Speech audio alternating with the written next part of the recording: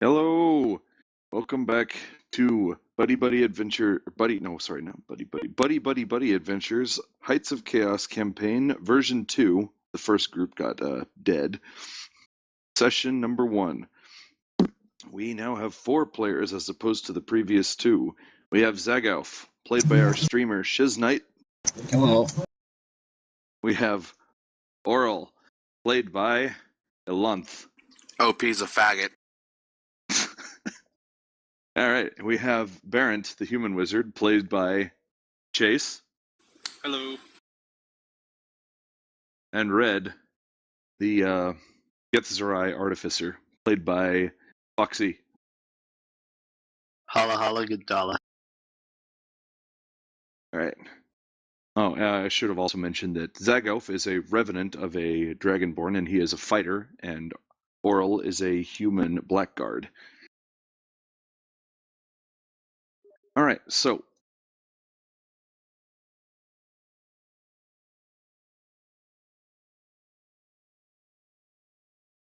you guys might be loading now.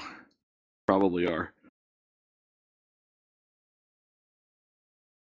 So you guys, it's got a huge fucking image to load.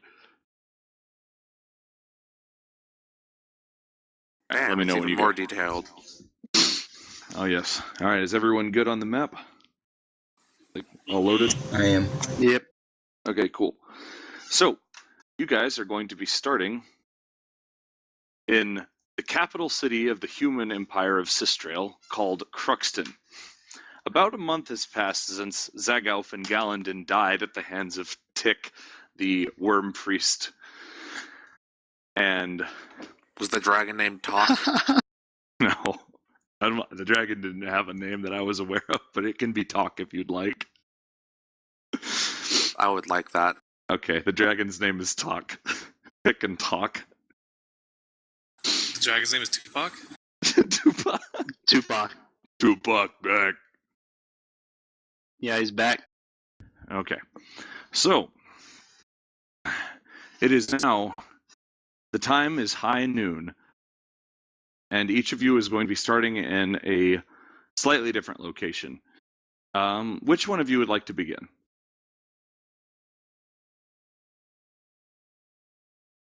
Not me. Actually, yeah, Red needs to go last. Chris. Sure. I'll most likely be in a gambling den. Yeah. All right. So you were actually in one of the seedier bars. As for why you're there at high noon, I'm not entirely sure, but it's still very dark in here. There's only a single torch lighting the entire room, and there's a couple of people that were passed out from being overly drunk from the night before, and that are cleaning up the bar area. And a staircase that leads back up to the surface in the corner. There's no one actively playing cards? Not at the moment, no. I leave. All right. You step out into the bright sunlight, and nobody seems to pay you much notice. The crowds in front of you are just shifting to and fro. Get this ambient music going. All right.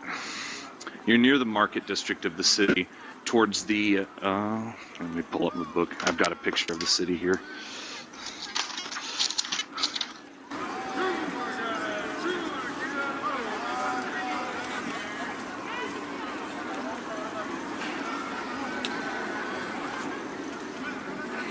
Did they change SyncTube, or are we using a different one altogether? We're using a different one. And the reason why we swapped is because Dr. Roxo in the Tempest campaign, like, his internet went to shit every time he tried using SyncTube.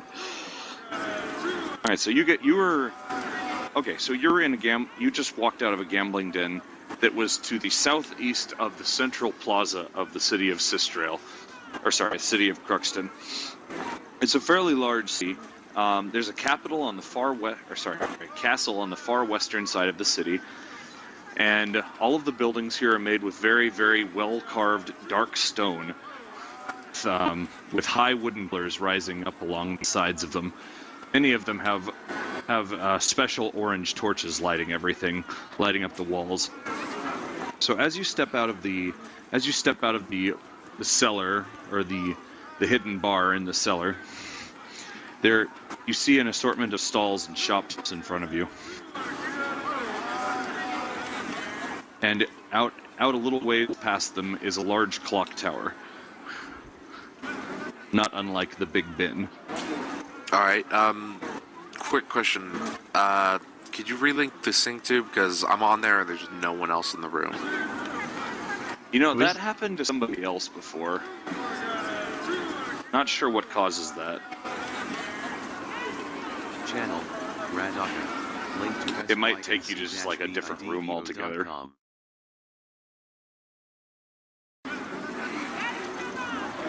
Because you've been... What the hell? Yeah, it's the same empty link. Hey, Lawrence, I see you in the room.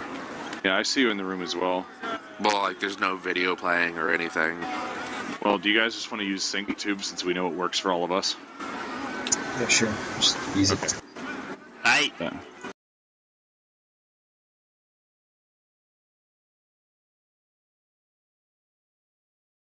Or sorry, it's not sync tube, it's a watch together.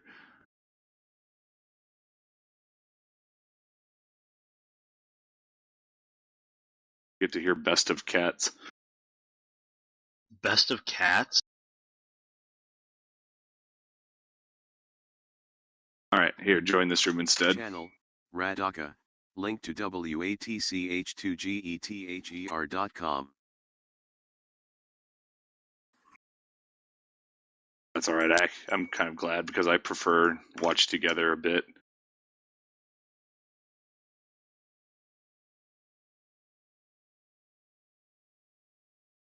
I'm so glad that that actually exists somewhere on YouTube. Yeah, it's a good...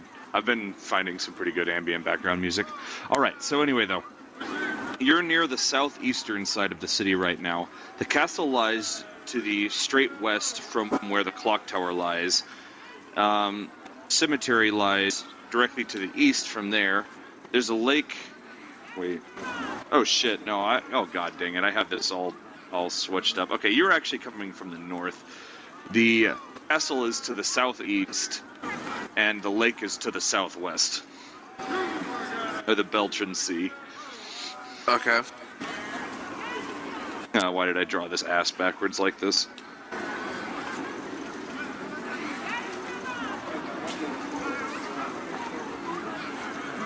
Isn't there just a rotate option? Oh, no, sorry. I'm looking at a notebook, like a pencil drawing I have of the city.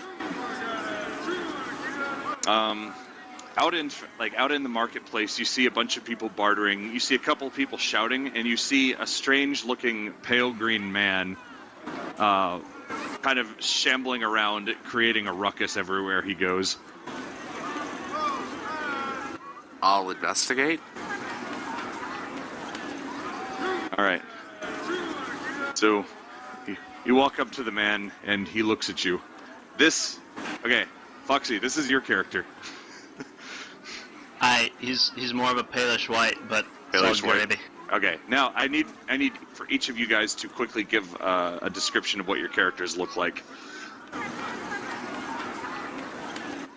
I have a fair complexion, dark red hair, blue eye, one long scar over my right eye, and I'm in full plate mail.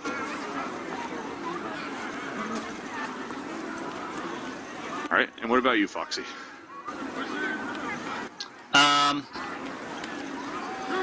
Channel, Skin looks somewhat like that. Content.com. And I'm in armor similar to this. Channel, Foxy. Link to dl.droppossessor. But it's cloth armor, so without the pauldrons and shit.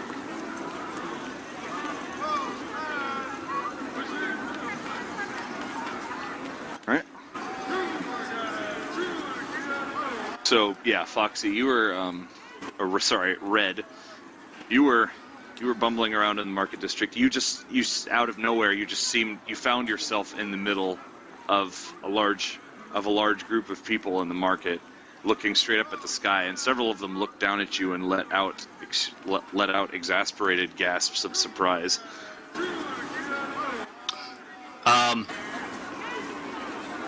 I'm very confused, and I get up and start just running full speed. I don't care what direction. All right. You're going to be running towards the clock tower then. Alright. Actually, no. You're running towards the cemetery right now. Yeah, towards the cemetery. Okay. Well, Oral, you see him. You see the strange-looking man run off in that direction. Is there anything suspicious about his action? Well, given that the commotion that he's causing looks like he would be the kind of person that might have just stolen something. I'll let him pass. All right.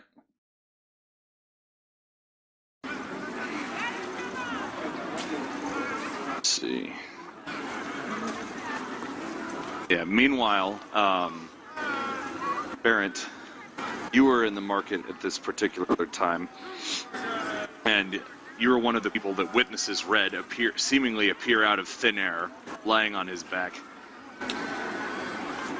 And you see him get up, look around excitedly, and then run off towards the cemetery area. Okay. Red cat. Yeah, and what do you like? What does your character look like?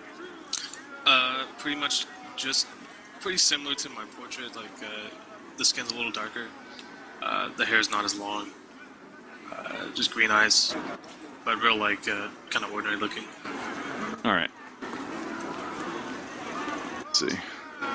So that would be, you're wearing what appears to be red garments, and you've got a cape of sorts and a staff. Or is that it? No. I have a wand. That's not.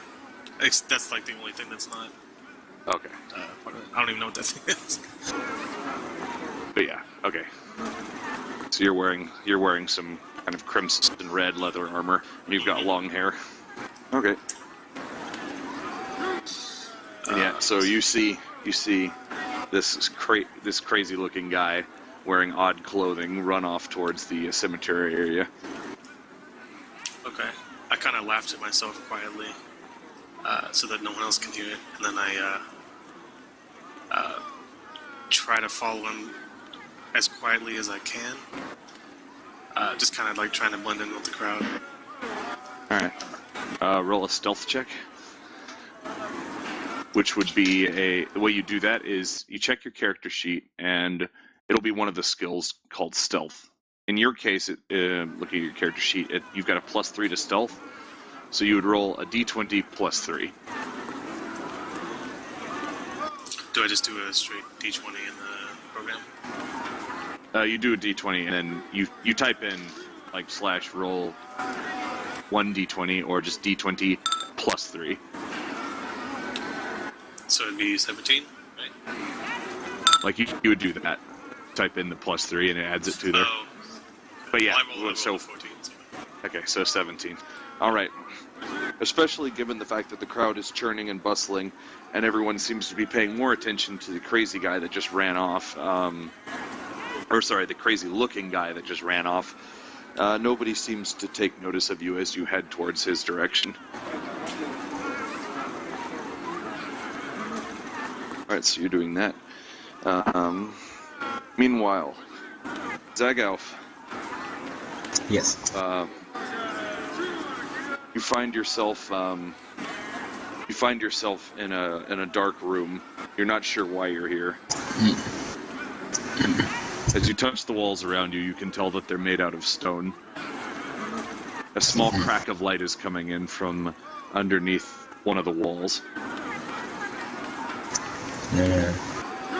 Kind of bend down on my hands and knees and just kind of peek through the crack. See if it's big enough for me to peek through. Yeah, it's big enough for you to see through. Take a look. Outside, you see a pair of legs It appears to be somebody kneeling just on the other side of the door, and they have long hair. You hear sobbing.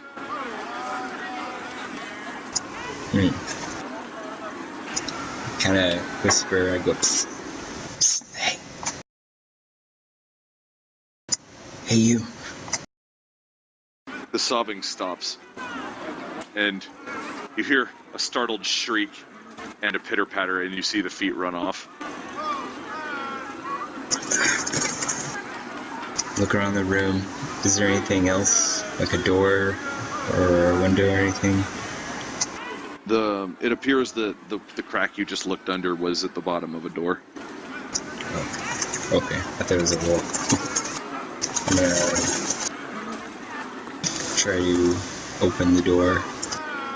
Feel my way up and open the door. Let's see, what is your strength? Oh wow, you're strong. Okay, yeah, you're able to open the door pretty easily. The door creaks open, and then the large stone door falls out of its little casing. And you see, and in the meanwhile, crushes a pot of flowers that was brought by the woman you just scared off.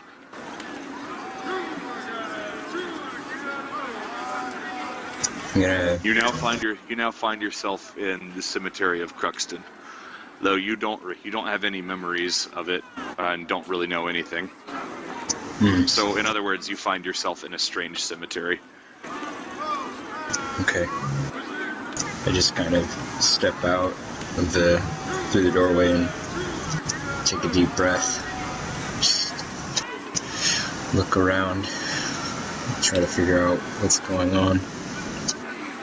There are a large number of dark gray headstones all around you.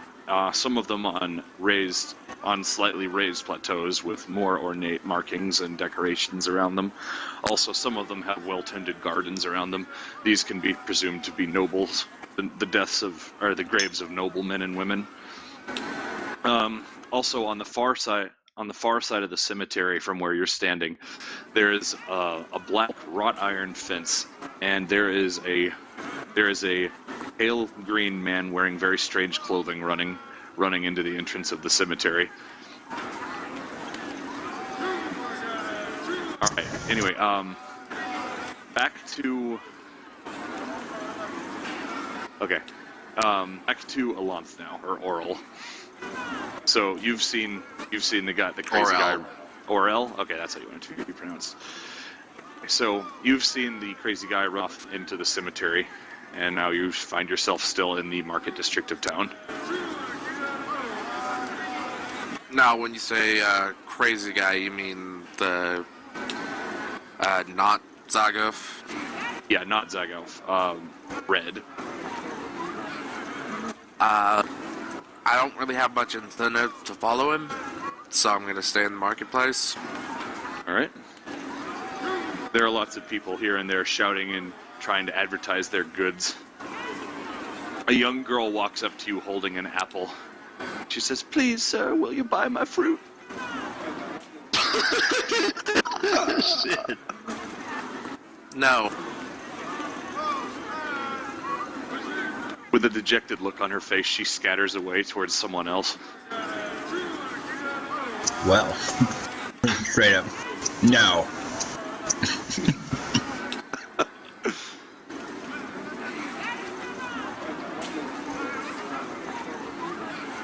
Alright. Let's see. A few other descriptors. You notice that under the clock tower there is a very, very crappily built wooden fence around the base of it, and you can see a large amount of flies and other various things kind of swarming behind it. Sorry, Also, I missed the first part of that. okay, directly underneath the clock tower, where there would normally be a bunch of archways that you could just walk directly underneath, the area is fenced off, and there seem to be a bunch of corpses that have been thrown in there. And somebody's lighting a torch and putting it to them to burn them. Okay.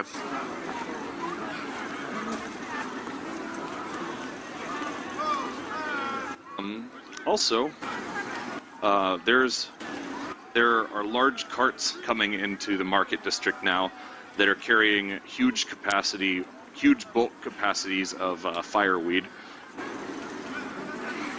Streetwise check, is the city currently under a plague?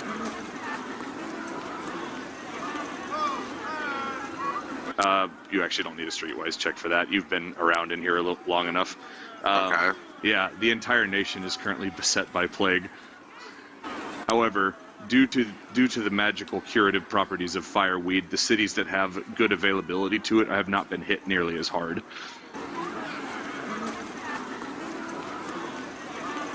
Also, it is now common knowledge that cows are not good to eat. Zagalf.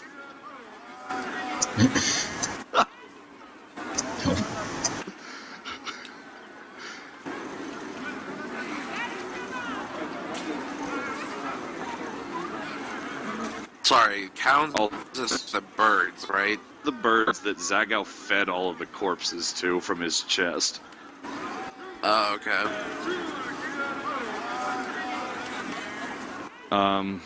Sorry, I should have specified that. Okay, also, the town is currently under a sort of military rule style lockdown system where, because all of the troops of the entire nation are currently stationed just outside the entrance to the city. For what reason, it isn't common knowledge.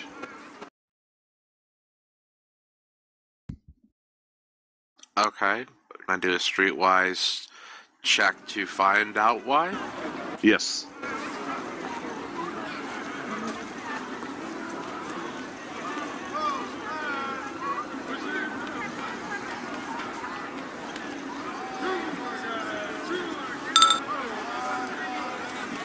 All right.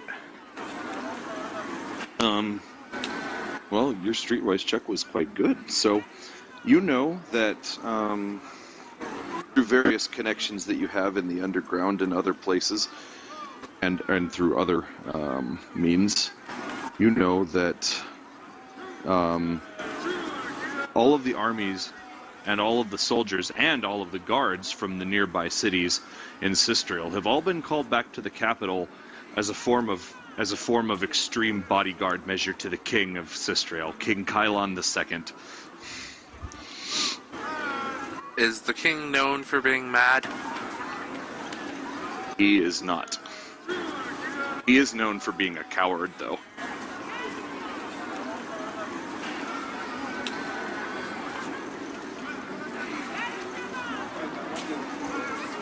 Okay.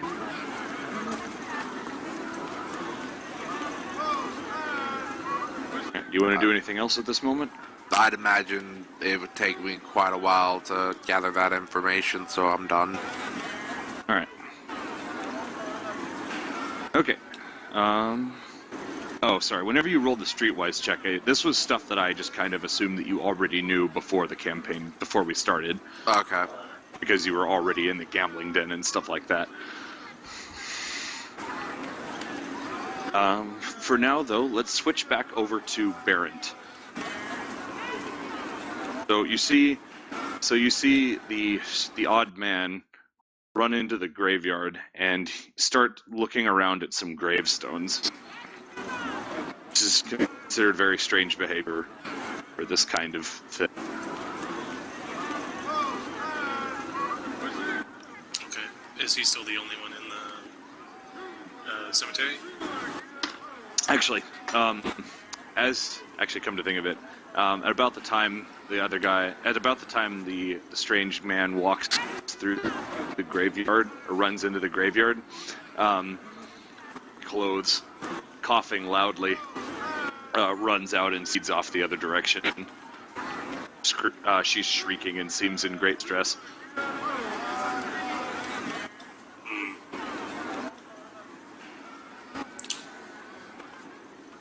Is she like running really fast? Or... Yeah, she's running really fast. Looks like she's running for her life. And there's like nothing obviously going after her? No, there's nothing. Nothing seems to be chasing her. She seems to be having some difficulty running, though. Despite her best efforts, she's been kind of slow compared to a normal woman of her a normal woman of her size and stature. Okay. I'll follow after her and ask her what's wrong. So, given her speed, you're able to easily catch up. And although she still continues to run for a short time, after she passes about a block or two, she stops at your breath. And she doesn't seem to notice as you walk up her. She's still just kind of bending over, heaving pretty heavily. I assume she didn't hear me call out to her. Oh, I didn't know you called out to her. Sorry. Oh, that's okay. She's probably distracted or something. So I'll wait for her to catch her breath, and then after that, I'll ask her, "What's wrong? What are you running from?" There was something still alive back there. There was something shouldn't have been alive in my family's tomb.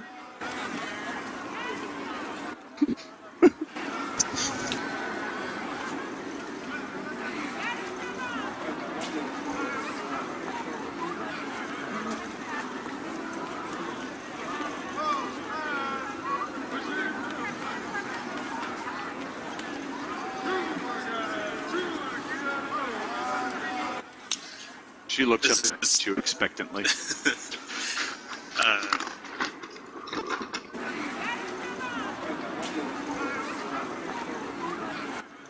Can you be more descriptive and tell me like what it was?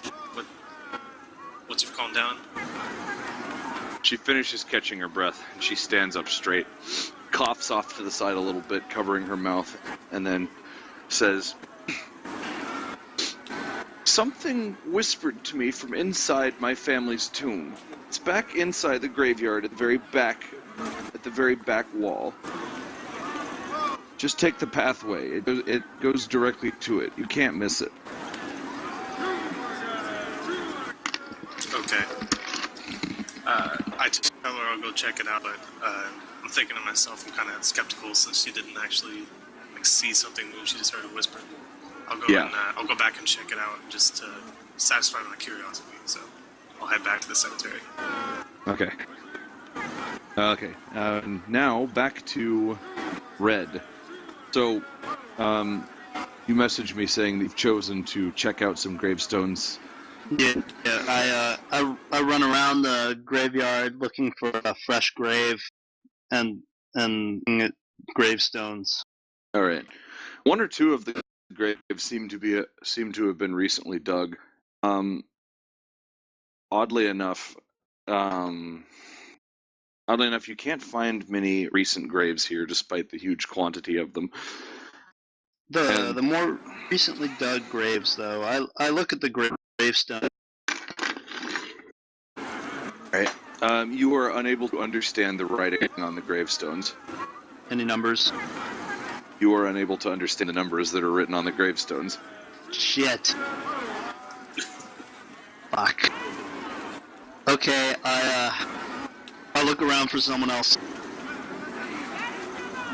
Alright. You look up and you see what appears to be a large dragonborn with charcoal black scales.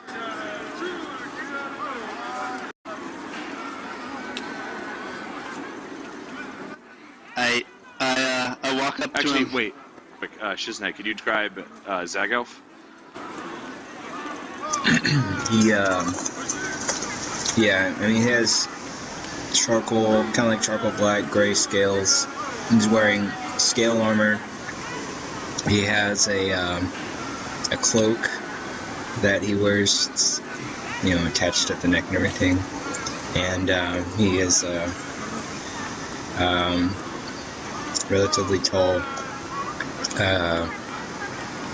and dark, I think black eyes with green middle.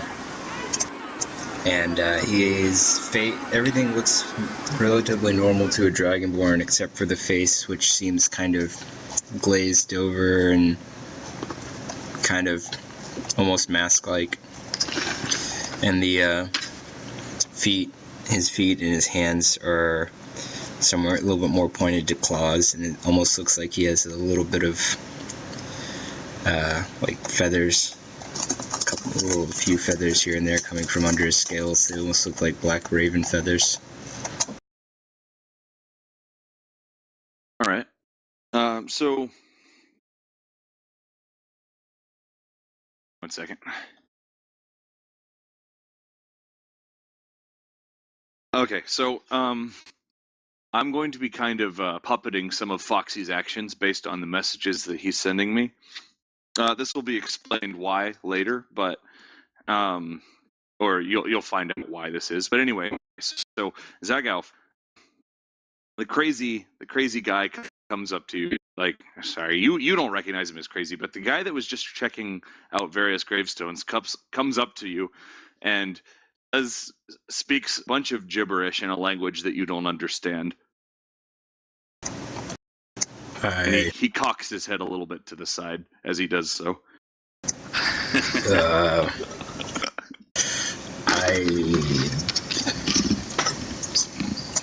Being confused, and that he wasn't speaking common or anything like that.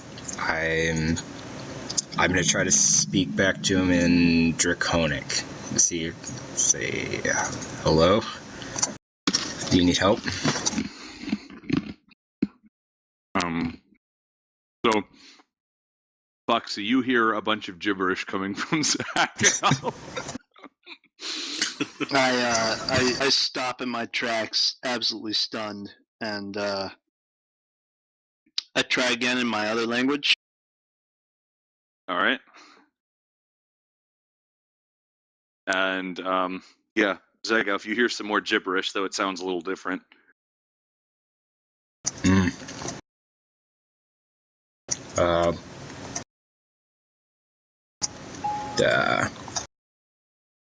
I'm going to reach into my adventures kit, pull out a small ration, and hand it to him, kind of questionably. I smack that shit down to the ground, and then I freeze and just like look at him wide-eyed, look at the mausoleum he just crawled from, and look back at him again, and then I start spouting more gibberish.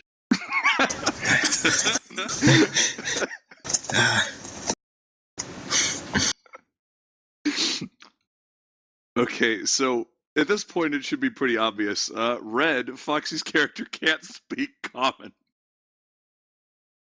Yep.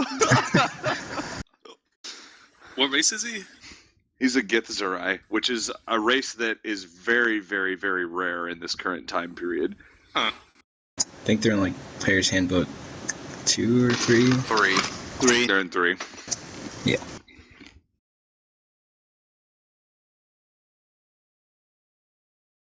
All right, so let's head over to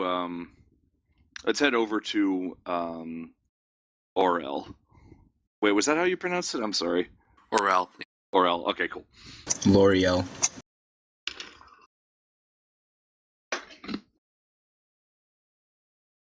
Oral? Alright. Or L. Oral.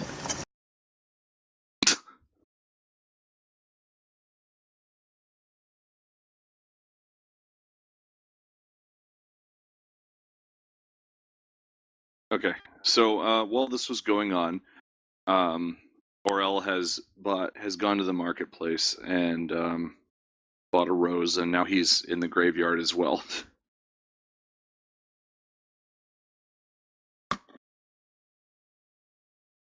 I head to a specific grave.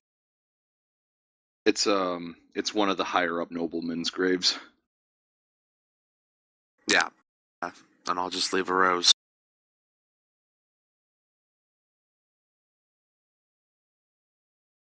Do I say anything else? Well, you see the strange man, and the dragonborn, the black dragonborn spouting back and forth at each other, and you also see a ration getting slapped around. Fuck yeah. Fuck ration. I'll just watch from a distance. Right. And at this time, Barrett, you would just be entering the graveyard. Okay. And yeah, you see a man off towards your right at one of the noblemen's graves, planting a rose, and now staring curiously at the. Actually, no, I'm not sure how you're staring, but you're staring at Red and Zagov having their little exchange. And you see the tomb that the woman mentioned at the end of the road. You see the stone door wide open. Okay. So I recognize Red, but not the other guy. I haven't seen him yet, right? As far as I know. No, you haven't. Okay. I was still a little bit curious about earlier, so I go up and introduce myself and ask both of them what their names are. And common, I guess. All right. Zago, if you recognize what he's saying, Red, you hear gibberish. Though it sounds like pretty happy. So much gibberish. I start spouting so much gibberish. No one can shut me up.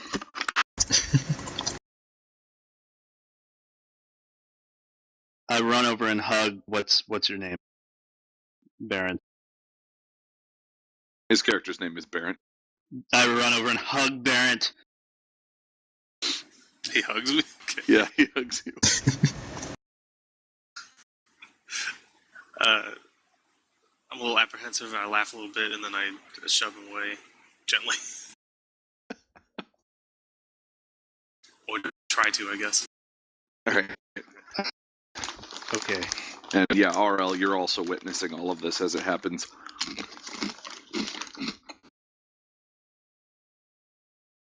I look over and give him a confused look.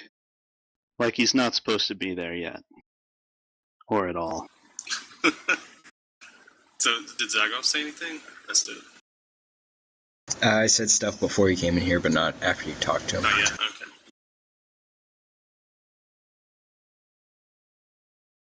You gonna answer me, Zagov? Ask your name. No. My name is Zagov. Maybe. Alright, no, wait. You would know your name was Zago. You sure? That would be your only memory. Oh. My character is thoroughly confused at this point. I look in Barrett and I say, well, from what I can remember, I think my name is Zagov. That's about all I know right now. It's nice to meet you. So I take it you can't understand what this guy's saying either? No, I woke up in that room over there. I came out and this guy's just kind of looking confused, and I tried to help him, and he's just babbling at me. I sit down and take my head in my hands and just talk to myself, seemingly. As it happens, I happen to know a ritual that'll help us understand what he's saying. Would you like to help me with that, so maybe we can communicate with him? Okay. Anything that can diffuse the situation, I suppose. Would that be okay, Mr. DM? Yeah, that's fine. Okay. What's the ritual called? It's a comprehend language. I didn't actually pick it. Yeah. I believe that's Speaker's Handbook 1. Let me see let me find it real quick. It's page 302. Sorry, say it again? It's page 302 in the Handbook 1. All right.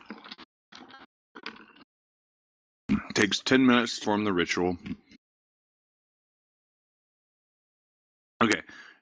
It allows, when you use this ritual on a language, it allows you to understand it when spoken for the next 24 hours.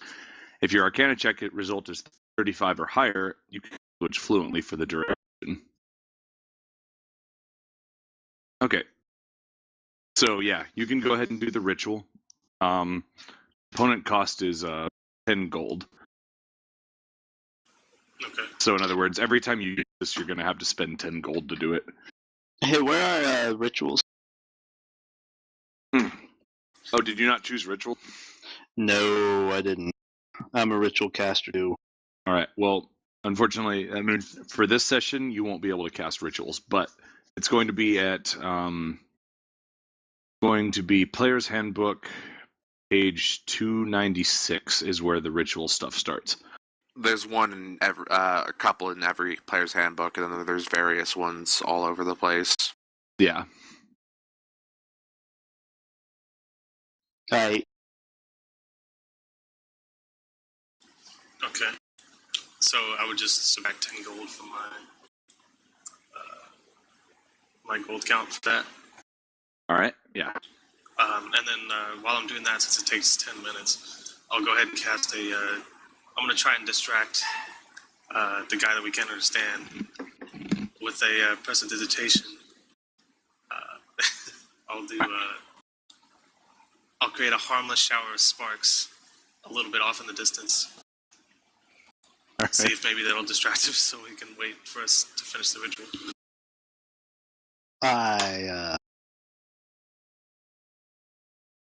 Okay, should I roll for that or what? What, to see if you're distracted? No, that can be a Roll character sanity. thing. Roll sanity. I just Okay. look at you like really confused, like why the fuck are you doing that? And then I just kind of like I wait around anyway though, like Okay. eyeing you suspiciously. Okay. Also, Barrett, roll an Arcana check. If the result is 35 or higher, you'll be able to speak the language for the Okay. next 24 hours as well as understand it. It says that you can also have people help with it too. So can Zagalf help with it, or how does that work? I'm gonna say you're gonna need another ritual caster to help you with it. Okay, that's what I thought. Alright. Mind if I chime in here?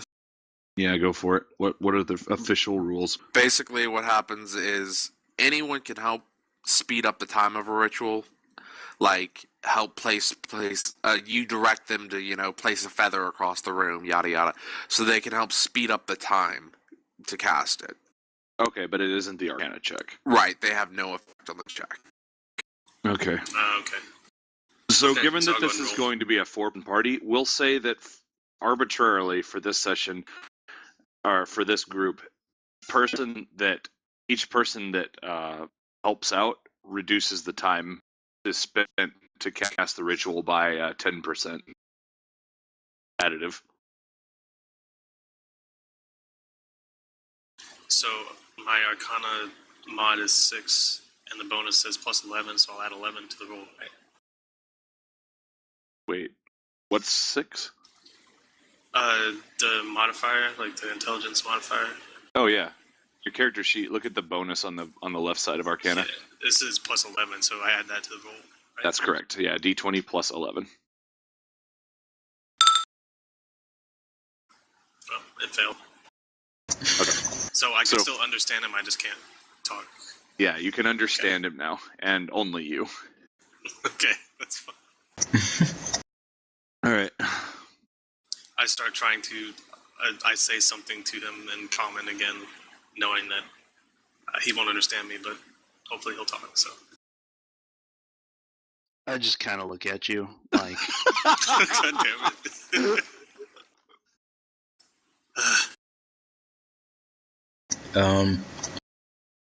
Are there any like sticks on the ground? I do recognize that you were performing a ritual, so I guess I just ask, what ritual was that?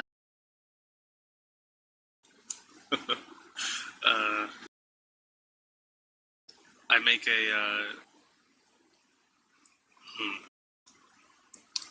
I try to make a gesture with my hands to signify that it's to help me understand the language, but I don't know if it got across to him or not, since I can't speak his language.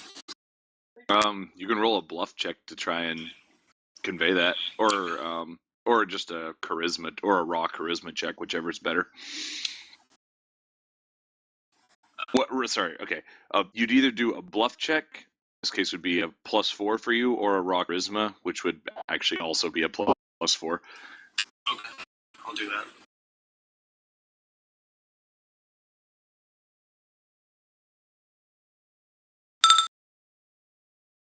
Damn. All right. So I you see kind of the, wave your hands crazily out. I see the symbol for I'm about to throw up, and that's what I interpreted as. So I kind of like I said, don't fucking spew on me, man. All right. So anyway, now that you guys are all kind of like in the same general area, I will no longer be like telling you guys whose turn it is to act. You all just do stuff as you decide to do it.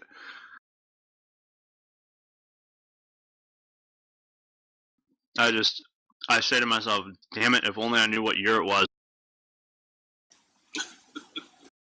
Do I hear him say that? Yeah. Yeah. Yeah, you hear him. Okay. You're like right next to him. I kind of Dude, ask Barrett, what is he saying?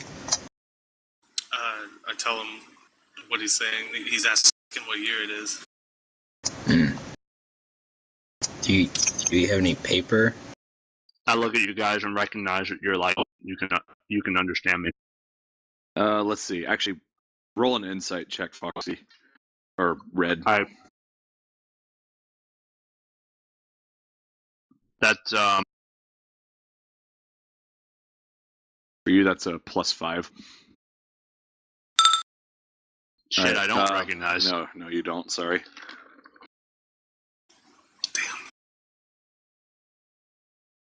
Fuck. Then I'm in my own little world here.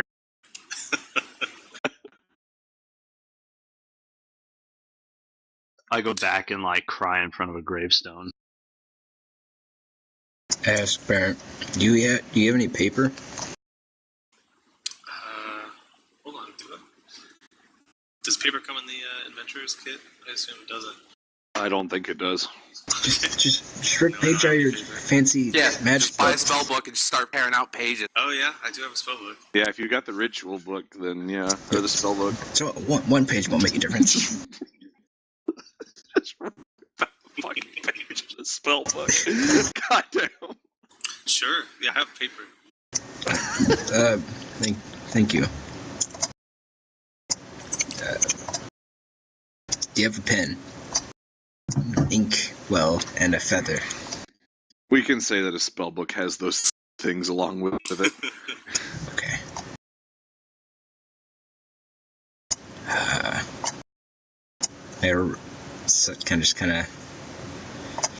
Actually, I don't even know what year it is either.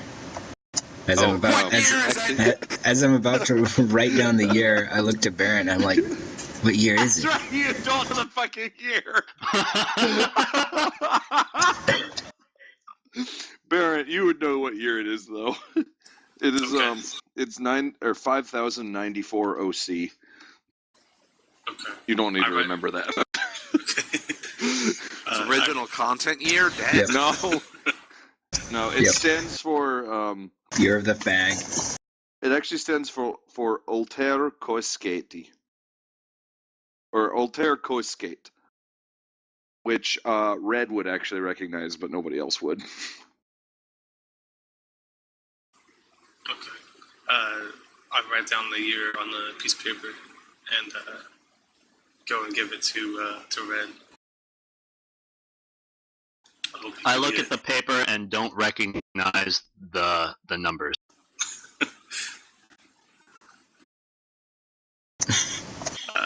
Seeing that he's disappointed and obviously can't read the numbers, I take the paper back and Josh, or not Josh, sorry, tell Zagoth that he can't understand it, and ask if he has any other ideas.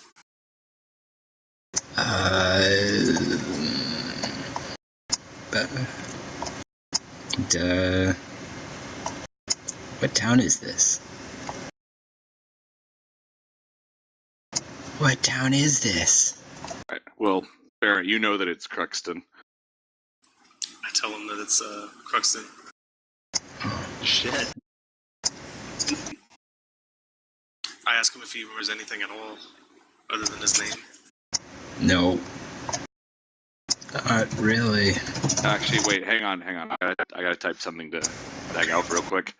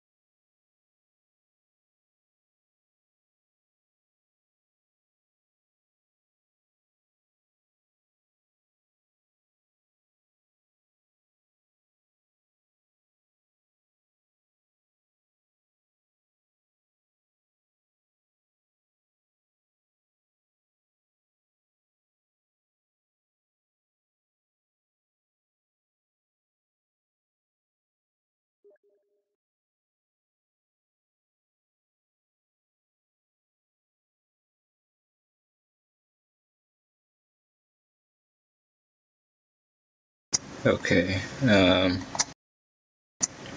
Like, Cruxton. I don't know that town. This town looks big enough. Surely there's something that someone can sell us, or someone around here that may know what he's saying. Maybe. Oh shit. Fuck. My character just looks fucking mind blown, and I ask myself, what year am I from? Fuck.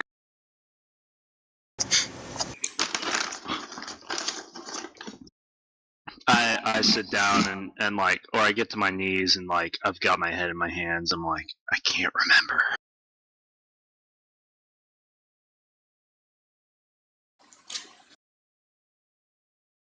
I noticed the person feeling sorry for himself, but then I told Zagoff, I've never seen that race before, so I highly doubt there's going to be more of them in the city.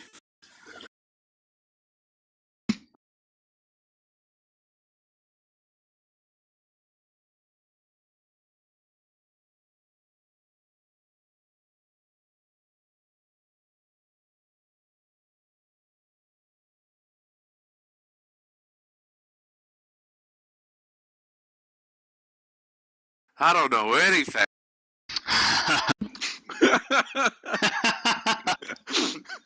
We got two people in this group that don't know jack shit.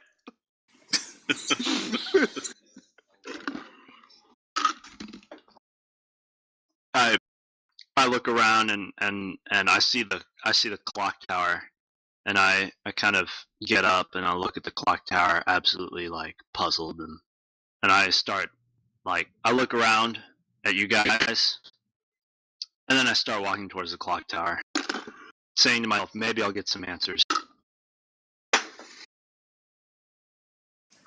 I shrug my shoulders and ask Zagoff if he wants to go check out that tomb.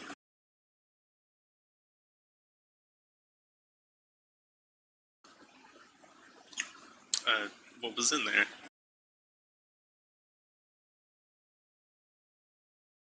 Okay, just so you know, it's sort of like Zagoff essentially came out of not an entrance to a tomb. It's sort of like a giant monument built on top of a burial mound.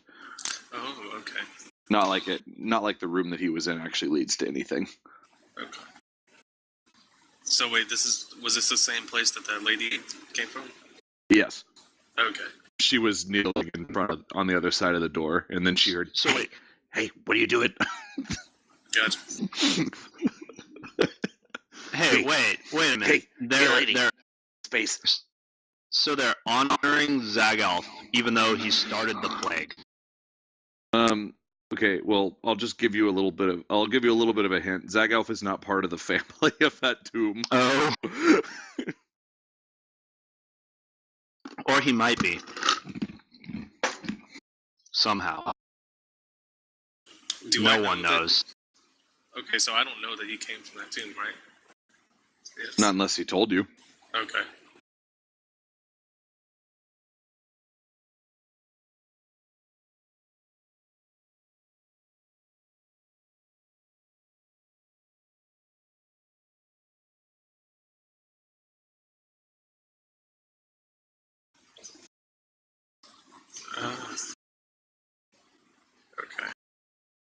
Now I understand what's happening. He's a ghost!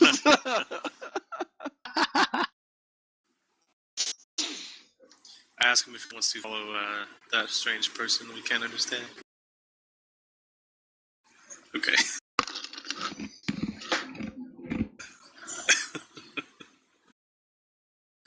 Don't worry, we'll figure it out eventually.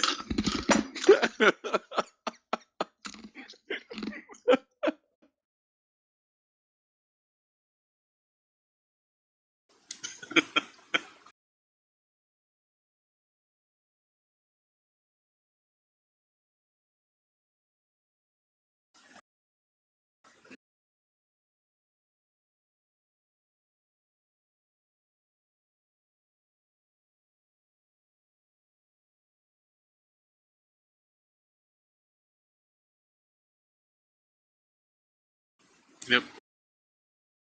Okay. He's up to. I turn around and as if I had just forgotten them, and like I see them following me, and I try to beckon for them to follow me.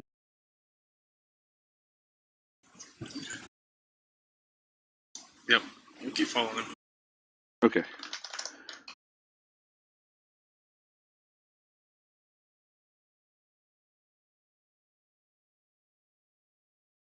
Okay, so Red, you reach you as you get close to the clock tower, you see a bunch of crappily made wooden fences, and there's now a bunch of bodies that have been lit and are ablaze. The smell is awful, and people are kind of shying away from that part of the city now. I ignore the smell. Do I recognize the clock tower?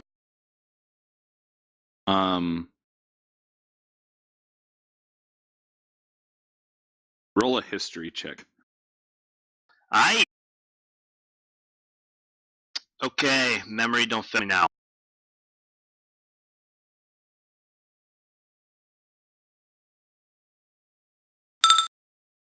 Fuck!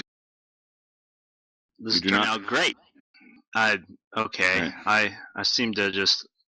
You recognize it as a byproduct of your kind. That's all. Okay, alright. I go, what is this doing here? Can I look around and roll another insight to see if one of them is understanding me? Yeah.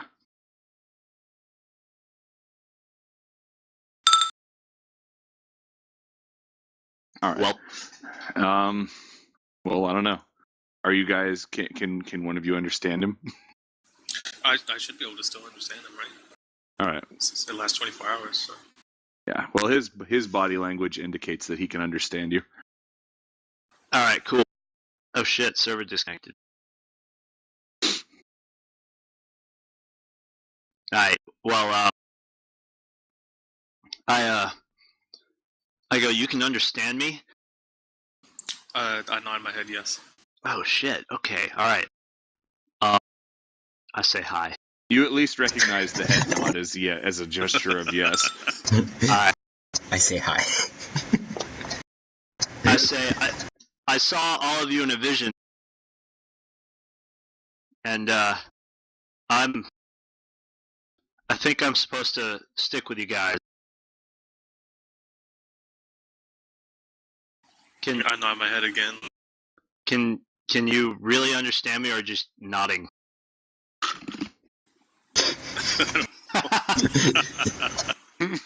Oh God. I shake my head no.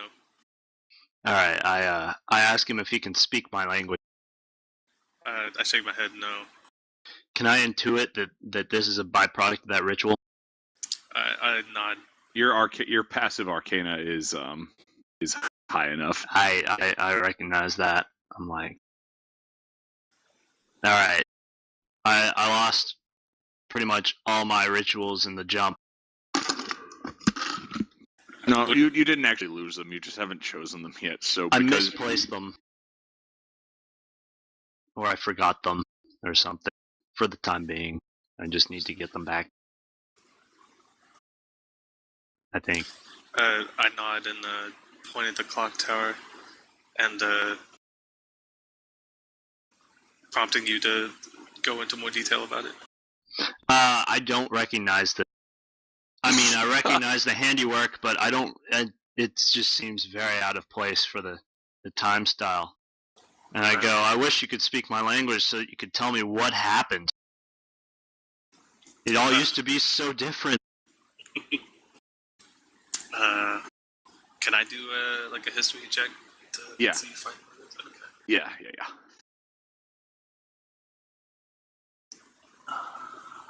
If you roll a 30, if you roll a 35 or higher, you'll know exactly when he's from. Wow. Yes. Here we go.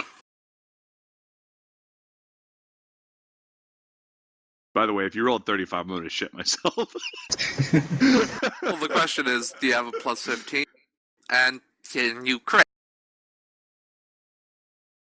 Yeah, that's like a godlike skill check if you get that high. Wait, you can crit on skill checks? Well, it just means 20. You just get a result of 20. I'm not going to be able to see his roll because I'm not connected. I just got 23. You got a 23, yeah. What Are do you you roll? not able to? Are you not able to reconnect? No. Why not? Hang on. Check this to make sure the server info didn't change or something. No, he was just connected. Right, like, it might Could have... not load campaign. You kidding me? No. The fuck. Okay. Yeah. All right. Well, I got an idea of what might solve this problem. Delete map. Bam. Okay. Now try.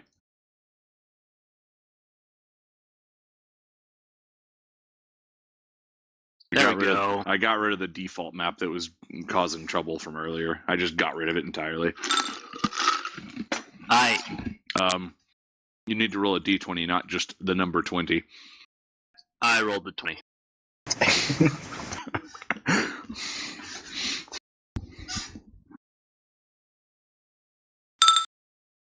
There. What was that a check for? That was me again. He's rolling a history check. I already rolled it. Yeah, he already No, rolled it. Yep, it is a history check to recognize where I'm from and the tower and what happened. And Just the history of everything. Okay, so I think you need to put a 1d20 there. that was yeah. me. I was just dicking around. Okay, so with your results 23, you'd actually know a pretty good amount of history about this area. Okay, so you know, Cruxton was built. This clock tower was actually here whenever Cruxton was built, or at least the clock itself was built way up on like an obsidian tower, and the people built around it and then chiseled away at the obsidian and made it into the clock tower it is today, and then built Cruxton around it. Okay. As So I don't far know. as Red, as knowing more about Red, you've heard mention of like you've read descriptions of his race before, but they all seem to refer to very, very ancient times. Okay. So I don't know how old the clock tower is. No, you necessarily. don't. Okay. None of the text that you've ever read through, or none of the history stuff that you know, has any information regarding how old the tower is. Gotcha. I say, oh, if only you could tell me this shit. I laugh. Of course, I don't recognize any of it. I don't recognize anything he says except for his laugh, which I think is the same expression of emotion. I hope. Ja. Wait.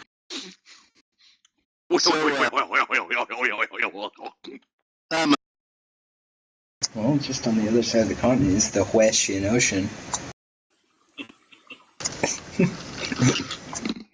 I look at the tower quizzically and then kind of just go, alright, well, I'm not sure what to do, so I'm just going to follow you guys.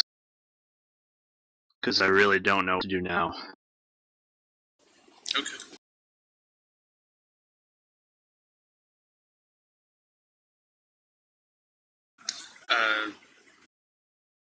I tell Zygoff that I met a lady earlier that says she came out of the same tomb and was really frightened, and ask him if he saw that or remembers anything about that. That I think that was probably the lady that was talking on the other side of the door. I tried talking to her and she ran away. That's when I exited the tomb. Gotcha. I suggest that we go try and find her and clear up this misunderstanding. I think so. I don't think it really matters. As you guys are talking, you see, you hear a bunch of cannons going off as part of a military demonstration outside the walls. Barrett, you know that it's part of just like a military, like a daily drill. But Zag Alpha and Red, you don't recognize it as such. I look incredibly scared. Just kind of look around anxiously. Nobody seems to be reacting to it, except for a few older people that are like kind of shaking their canes and like mumbling. I'm super confused. Ask Barrett what's going on. I look at Barrett and I go, "What's going on?"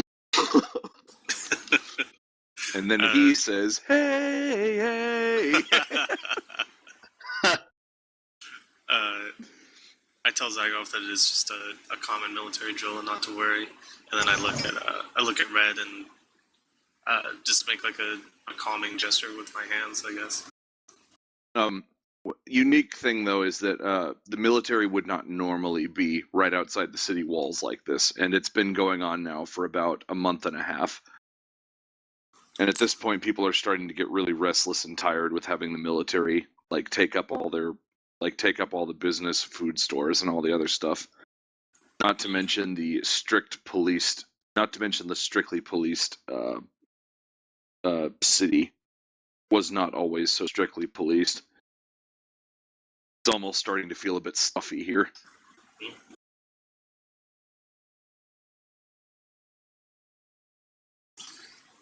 I asked them if they want to get some fresh air and go outside the gates. I hear gibberish. Also, RL, you would, given the fact that you started in a gambling den, you'd probably know that places like that have been getting much fewer business of late because of the strict military overseers being in the area leads to a severe drop in crime. So those kind of seedy establishments aren't getting nearly as much business as they once were. Okay.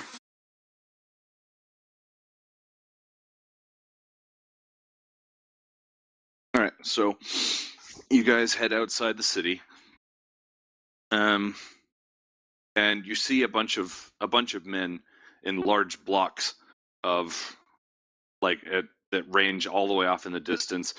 Cruxton is built in the middle of a mountain pass that leads directly up to the Blatron Sea, and you're currently looking on either side of you as you look away from the city along the cobbled brick road. There are tents and men walking around performing drills as far as the eye can see, and there are extremely tall wooden towers that have one or two men standing at the top of each one that appear to be shouting orders. Wow. So do I know what's going on or not? Let's see. Roll a streetwise to have more knowledge on this subject. Okay. And in this case, it isn't like you're asking around, but it's like you would have asked around a bunch before the campaign actually started. Okay.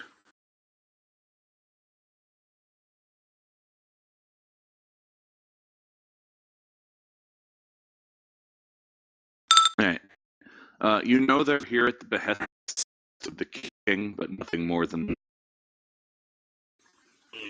And all the people that you talked to about it seemed kind of pissed off about it.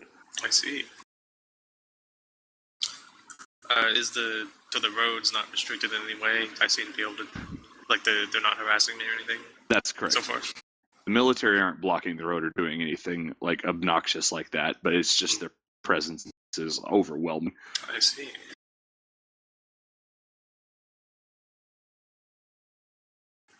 Okay.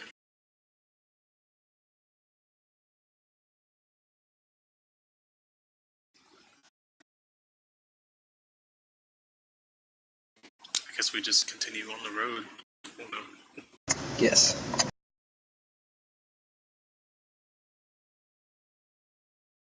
All right. You guys you're starting to walk along the road, and let's see. I think. All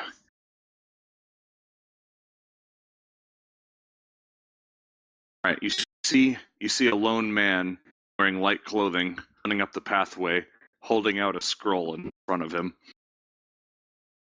Scroll, in common, the scroll reads, "Cities demand guard back." I can't read that shit. No, you can't. I look confused at parents. I look And confused at the party. as the guy is running down the road, he's also shouting this out loud. Cities demand the guard back. What's going on, Baron? Why are there so many people here? I don't know. I try to talk to the man and ask for more details. Okay. As he's about to run past you, he stops briefly and like gives you a courteous nod. "I'm here to delay the message that all of the cities of Sistrel are tired of going without a guard. Crime has been running rampant, and all sorts of other problems have been arising as a result of the king's cowardly actions. Must be stopped." He runs on his way. I look absolutely scared out of my mind. And as the man after the man shouts that, you hear from one of the taller doors, the closest one to you guys. You hear a surly voice shout out in response, "Your kind is not welcome here. We obey the king at all costs. Anyone who says otherwise is a..." And let's see, he's going to pay longbow, and he's going to attempt to shoot at the guy. It's pretty far away though, so it's not likely he'll hit. Can I roll? Sorry. Can I roll a perception for this and perceive that he's like about to fire? Yes. All right. I mean, you can see it pretty clearly. He's not that far away. All right, then I hit the deck. Well, he actually hits her with Shit. a bow. I hit the deck anyway. My fucking god, he might as well have crit him. All right, well, that guy gets bloody. This guy gets hit for 12 damage and gets bloodied as a result. Good God. He stumbles as quickly as he can into town.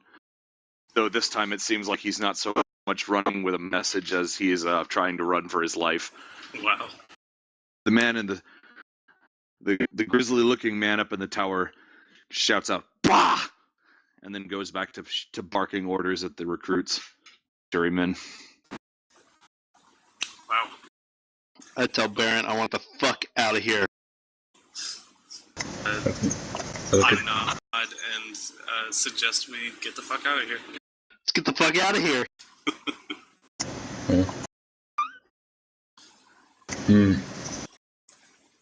Do you really think we should leave? Actually, hang on 1 second. Gibberish, gibberish, gibberish.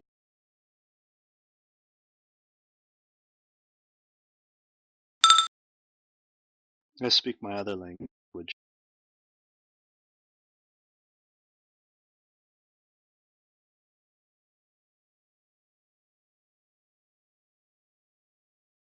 Okay.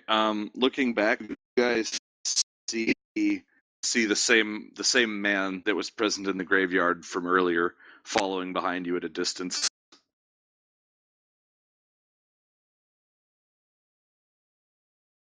Who's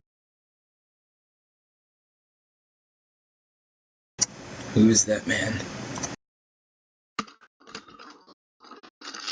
I beckon for him. Come on. Okay, RL.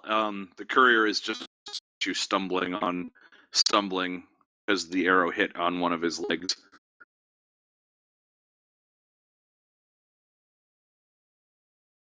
Okay. And he runs first. All right. You now notice the other three up ahead of you looking back at you.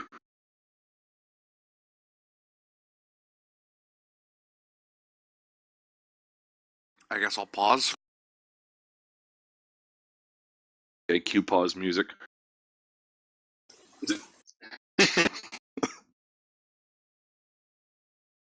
Beckon for him to come on.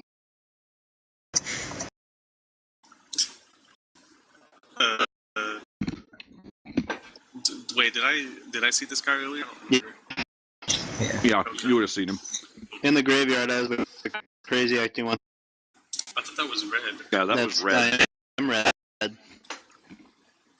Wait, who's the guy that I can't understand? Red.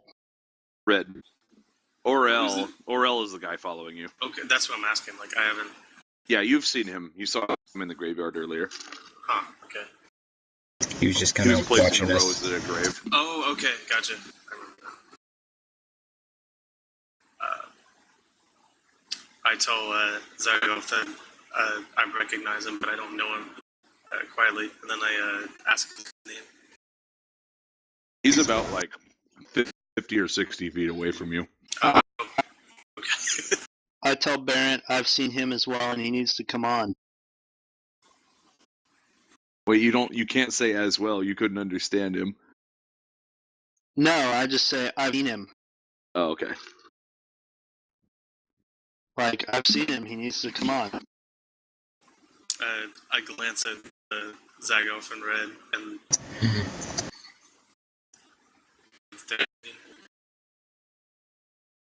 Who is that man? Have you seen him before? I don't understand you. I hear abstract gibberish, but I go, he needs to come with us. We need to get him to come with us. Okay. I gesture at the strange man to come with us instead.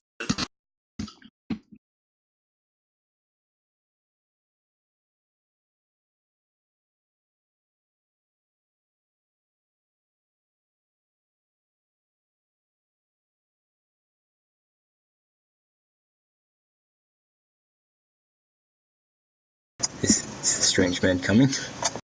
Oh, well, Chris, you there?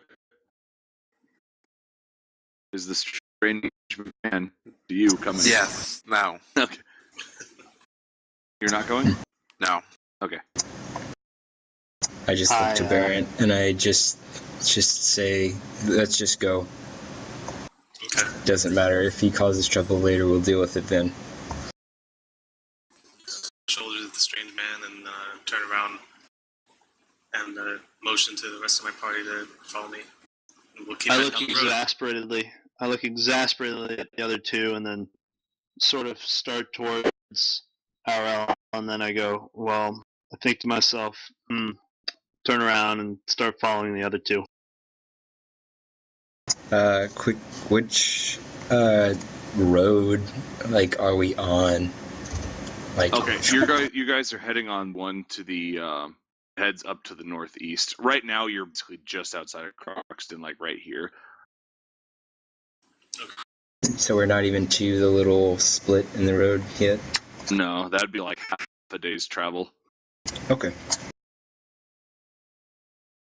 So we just continue down the road. Yeah.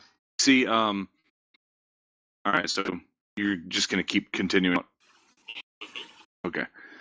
So as you pass by the road on either side, you're starting to see after you get out of the military area, the large numbers of piled up bodies,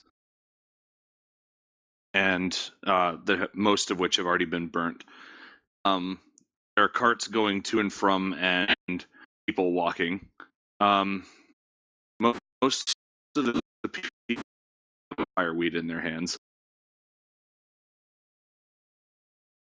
Are these bodies like on the road or just on the side of Oh, the... sorry, on the side of the road. Okay. Doesn't look like much effort was put into getting them out of the way.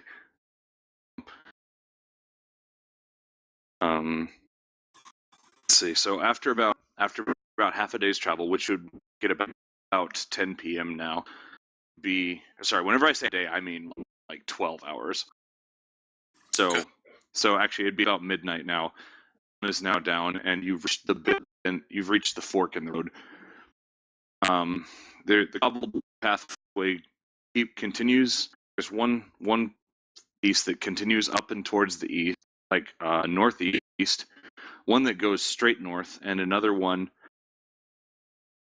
And then there's a very a sudden dirt pathway that looks like it's only a pathway because a couple of things have a bunch of things have walked on it, like horses and the like. Heads off toward the south. Okay. Do I know anything about the surrounding area, like where these roads go, or? Well, at this point, you can just refer to the map in map tool. No. I mean, my character, does he know, like where these roads lead? Well, you would know of the cities that they lead to, like Madrala to the northeast, and Impule to the, and then Derato towards the southeast. Okay. Actually, you wouldn't know about. Okay. So that'd just be like a strange dirt path.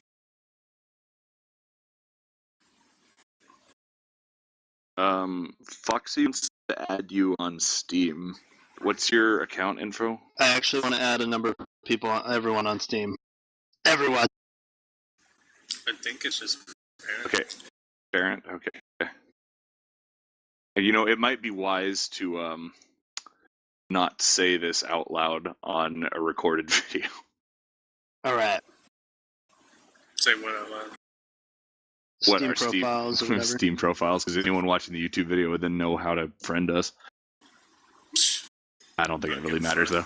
Okay. Oh yeah, we're totally gonna get like 1 billion stalkers. Some fangirls. Oh, I love your D&D FNG. It's BARNT. Yep. Is are you online right now? Yes. Hey, hold on. What's Yep. yours? You can get it off of Radica's. Oh yeah, you can just search my friends list on Steam. Hey, His name in Steam right now is one that's not simply Roshan.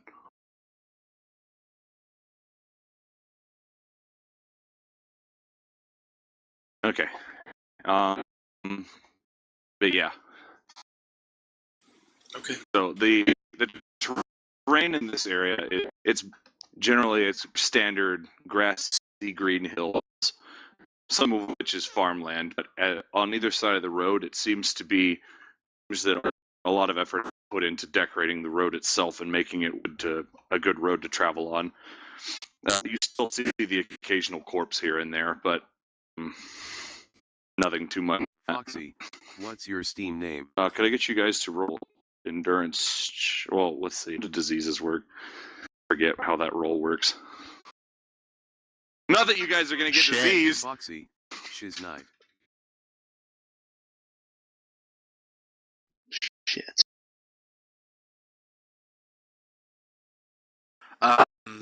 I'm guessing we're being attacked by the disease, so it's Yeah, a roll essentially. against us. Then after the encounter with the savings throw, to see if we actually got infected. Okay.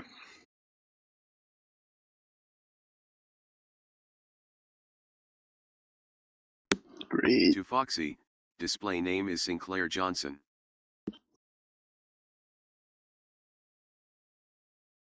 Or if it's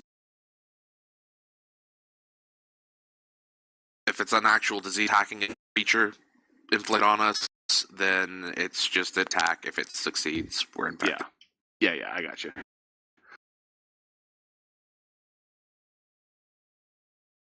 Okay, so parent. Okay. You don't hear this dice, by the way. All right, and Rel, what's your fortitude? Fuck. It's pretty high. Yeah, it's 17. All right. Damn it. All right. Zago, or sorry, not Zago. Barrent and Red, I need you guys to make savings throws. Just a Sorry, straight it's D20. 18. Shit. I didn't 18? have my next slot equipped. Oh, you're fine. Fuck. Ah! I'm just in a world of hurt right now. Don't know what's going on. Strange things are happening to your body. Strange All right. things are happening. All right. So you're good. Red, you are you are getting infected by this plague. Yeah. All right. You start. It's starting to feel difficult to move.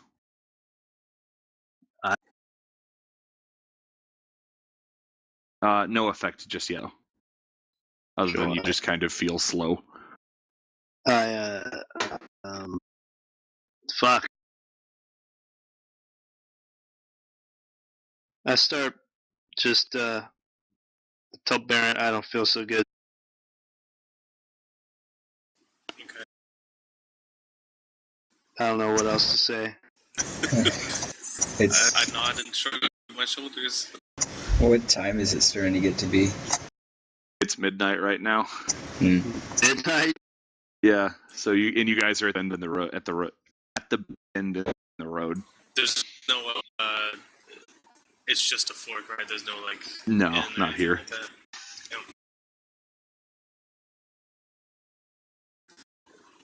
Hmm. I noticed this pretty late, and I ask my party if we need to rest, or if they'd like to rest.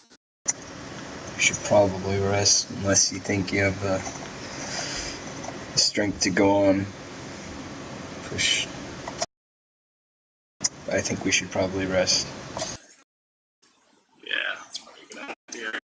I hear you two talking, and I just kind of ignore you because I can understand you. Yeah, but yeah. So we just kind of find a nice spot around here. It's a little off the path. It's not too obvious. Yep. Pull my sleeping bag and my adventurer's kit. And, Can I roll a perception check Yeah. just to see what's around? Okay.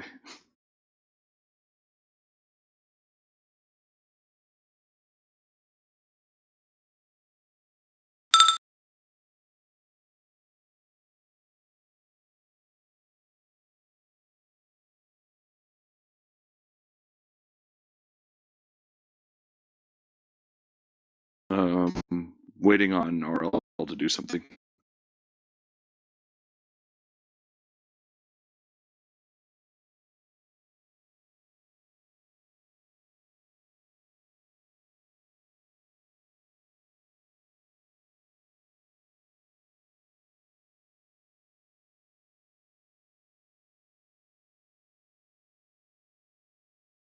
Okay. You take a look around. You still smell some of the foul, stink bodies. And as you take a look around, you notice a little bit off in the distance. Hang on a second.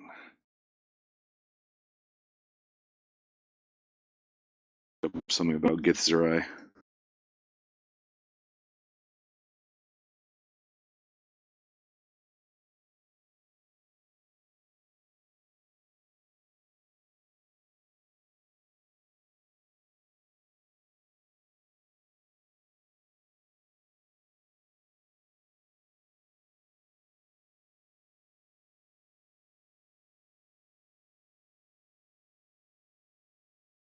Okay. Yeah. Really, all you can hear the wind howling here and there, and you can hear some rustling in several different directions. They're Jimmy's. Yes, they're Jimmy's. Jimmy's. All right, so you hear some rustling coming from up up the path to the northeast, as well as down along the pathway that you came, and you also hear some steps back behind you. Um, And you also hear some pulling off in the distance.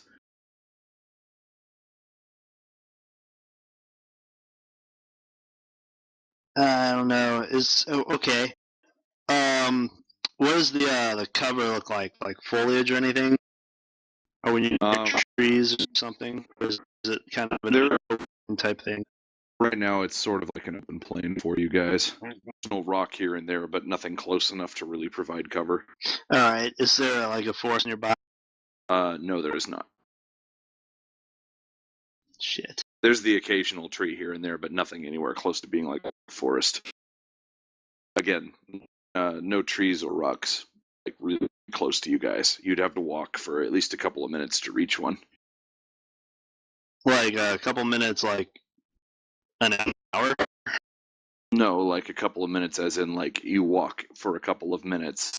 Something that's halfway between you are and the horizon. All right. I guess this is the best we're gonna do. There's no cover, but I tell Barrett there's someone coming down the path behind us, and that I don't really like where we're. This is the best we're gonna do. So I just start setting up or helping out. So it's pretty dark out, and I assume I can't really see that well. No, you can't. It's basically you're not able to see anything past like 30 feet around you without the use of it or something. Speaking of, I think I might use one.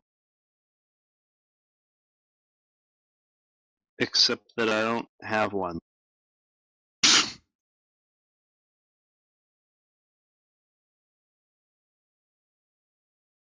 I'll cast a light cantrip. I'm gonna light a campfire. Oh, okay. Well, never mind then. So I have a campfire. Yeah. I don't know what I'm gonna use for wood. Wait, I have an adventurous kit. What does it have in it? I forgot. I have like It has backpack, It has a bedroll, torch. flint, steel, belt pouch, 2 sun rods, rations, 50 feet of rope, and a water skin.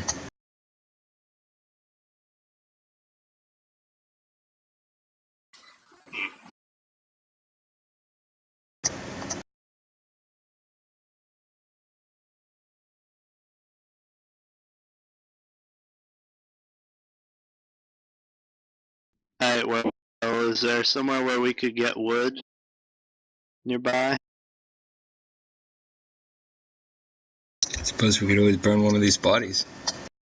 The closest wood to where you guys are, you'd either have it on you somewhere, or it'd be one of the trees that's kind of off in the distance, which you can only really make out based on their silhouette against the horizon. Alright.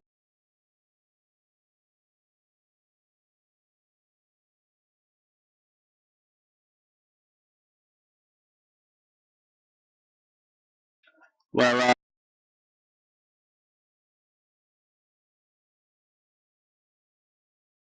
shit. I'm gonna abandon that idea then.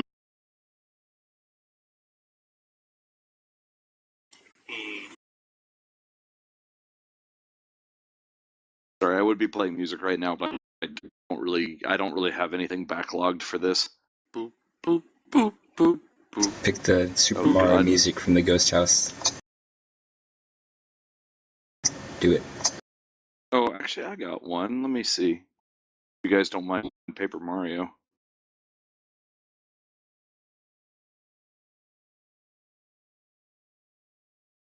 Channel, Foxy, link to google.com. The hell? No fighting.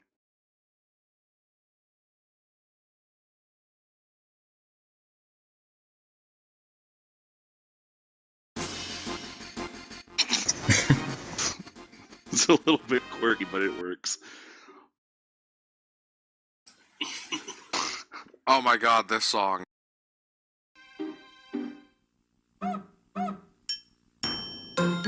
Channel, Foxy, link to youtube.com. This is the, We're not going that with Shadow Giles. Force, isn't it? Going with Giles' theme, damn it. Because of everything. Setting up camp, striking camp, noticing people sneaking up on us, sleeping. Okay. So you guys are setting up camp then? Yes. Yeah, I guess we don't have a campfire now.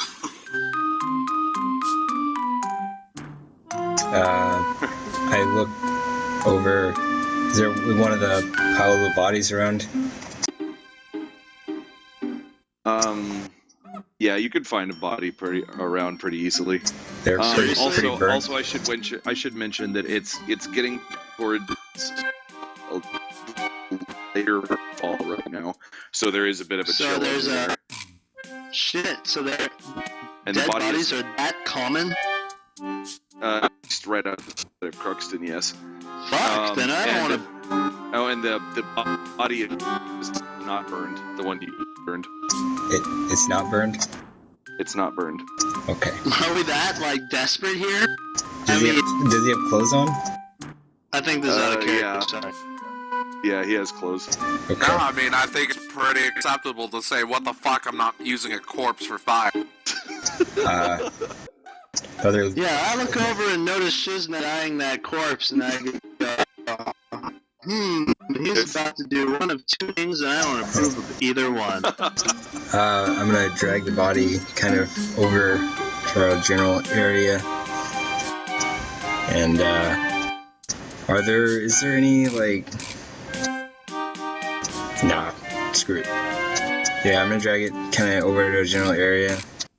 Look around to see if there's any small twigs or sticks or leaves or anything else that might be burnable. Given that it's kind of a little bit in fall, some of the grass is dead. You could probably use that. Gather a good lump of grass and stuff like that. And just kind of pile it all around. This might be a little bit strained, but roll a nature check to see how good the quality of grass you get is. Okay. Because I realize now I probably shouldn't just be giving this to you for free. Plains anyway or something. Like a more barren plains, right? Yeah.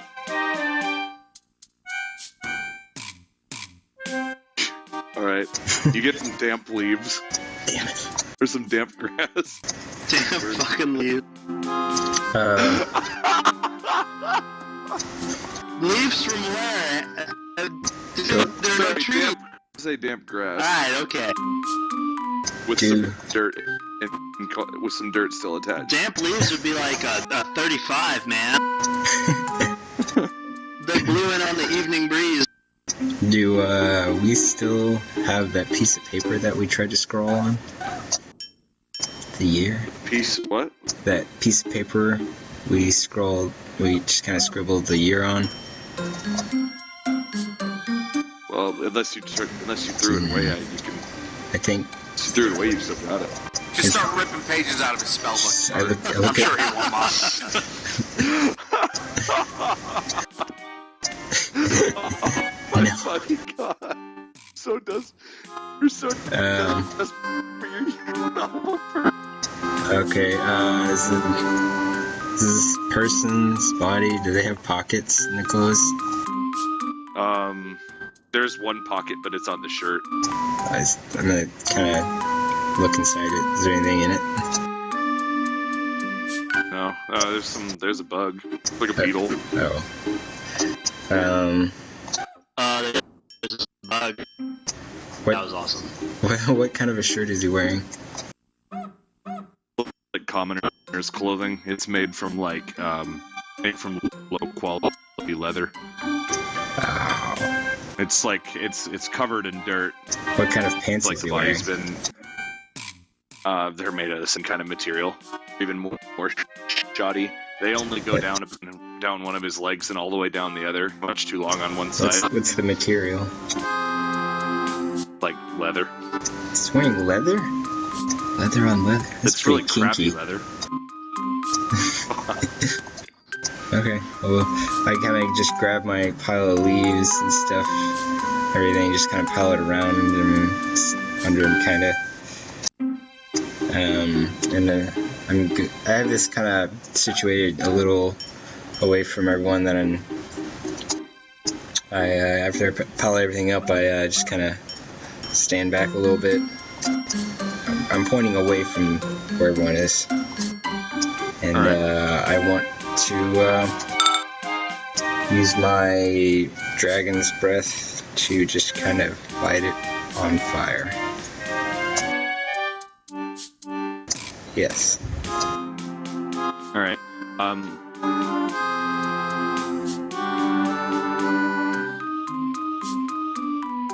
Yep. Okay. I'm sorry. How are you putting him on fire? I was communicating with I'm chats at the same time. using my dragon's breath. Okay. All right. So, given the paper that you're using and his clothing, and the fact that he's dead, he is actually going to catch fire and burn up and become a blaze. All right. Well, there we go. I am super disturbed at this. All right. So, Foxy, you rolled a 28 on your perception check just now. Is that you got to do again because you heard footsteps up the path. You notice that the footsteps have stopped. Do I see anyone? No, you do not. Do I know how far the steps were before they stopped, or what? You know that they're probably about 70 or 80 feet away, back down the pathway from where you came.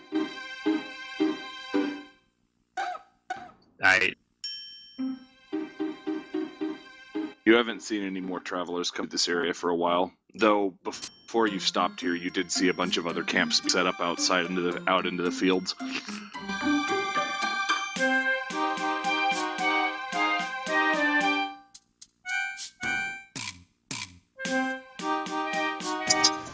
Well, alright, guys. We have fire. Yep. I just kind of situate myself in a good distance and pull out my sleeping bag.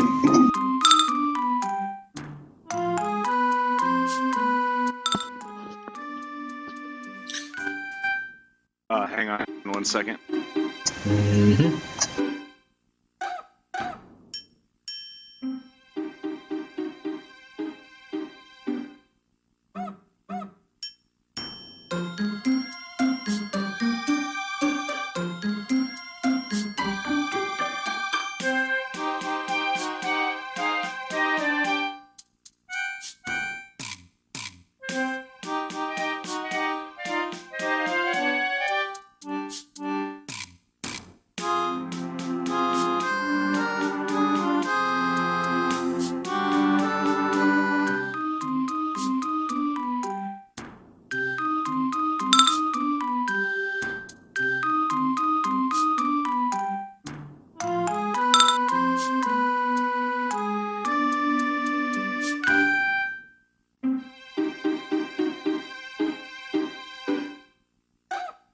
Sorry, there's a reason why I'm silent right now. Stuff's happening in the background.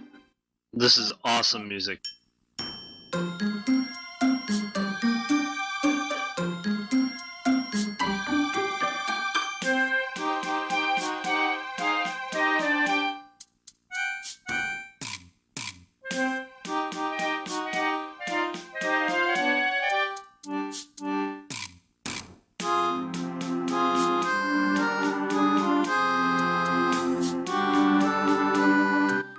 mischievous music.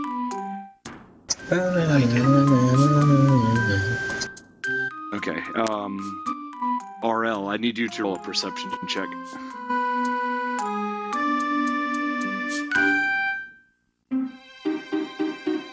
Because rolling is more fun than not rolling.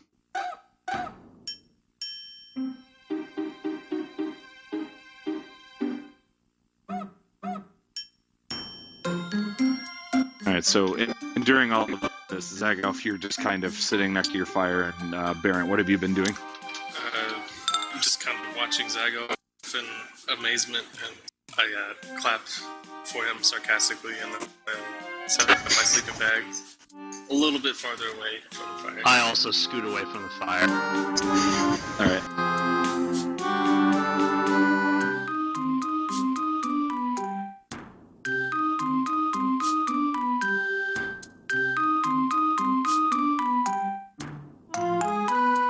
Okay. Alright, I've sent out the results to all parties involved.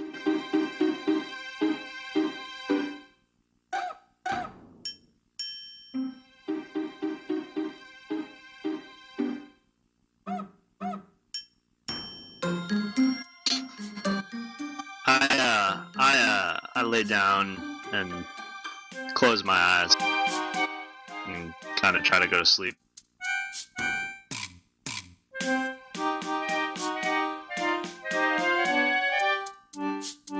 Okay.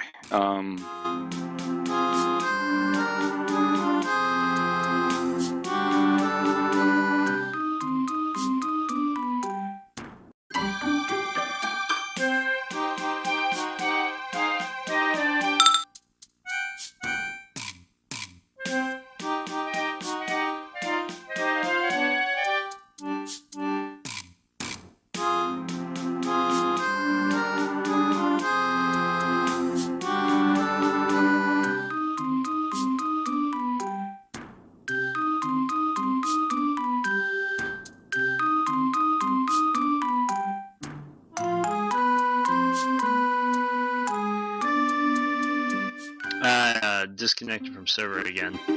Oh, damn.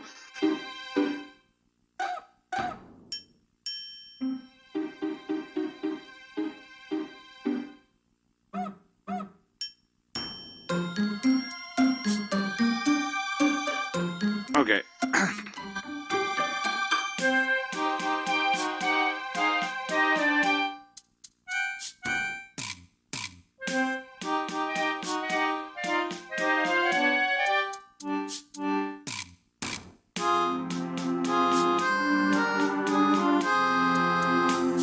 Are you not able to reconnect?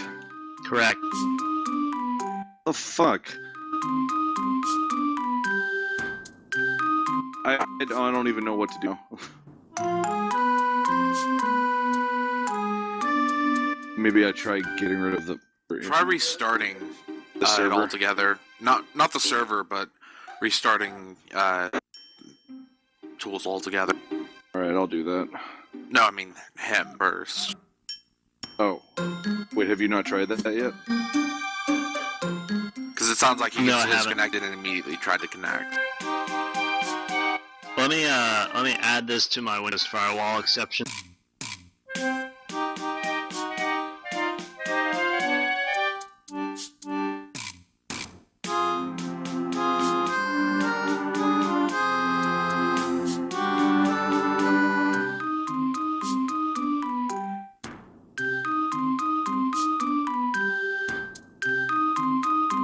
Be right back.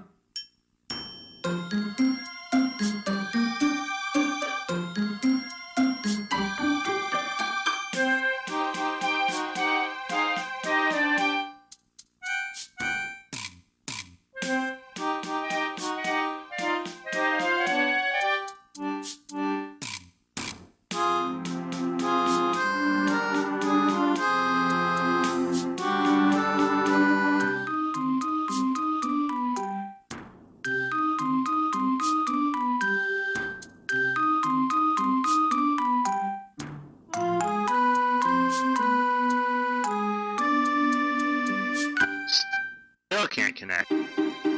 Okay, let me try restarting map 12 on my end then.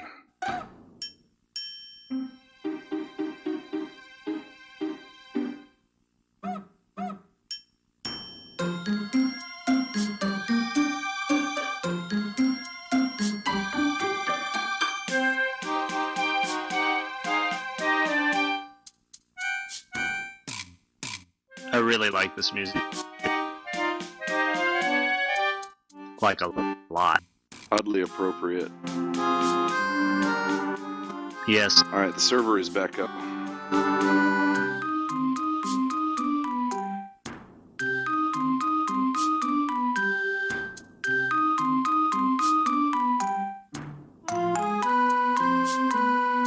Still no. Oh, I don't really know what to do. Let me try just getting rid of the world map. I renamed myself. Oh. Oh. Okay. You haven't been booting the. Oh, yeah, it's whenever you disconnect, I haven't been booting the version of you. Okay, so I'll just have to do that. But I don't own Reddit anymore. So Yeah, I'm gonna disconnect and connect. No, don't. Alright. No. I'd prefer to be read on here anyway, so let me give you ownership of him. Alright.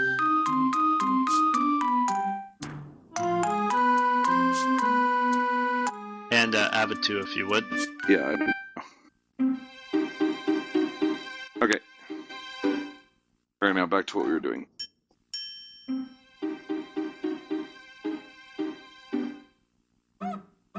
Okay, Alright.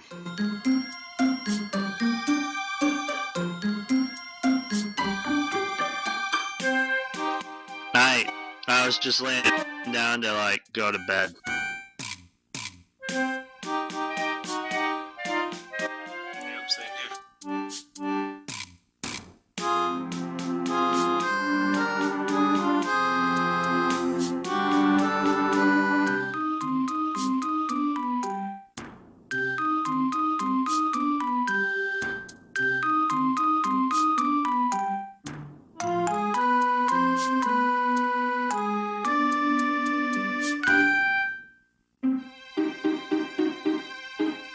okay. So you guys are now all in camp, and a man on a would you like to describe your horse, Orel? Pure black. On a pure black horse, large and muscular, rides up into your camp.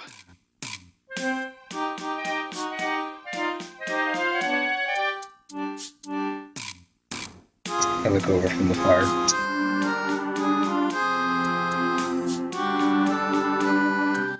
We're not, like, asleep yet, are we, or what? I fell asleep. I've just been sitting there. All right.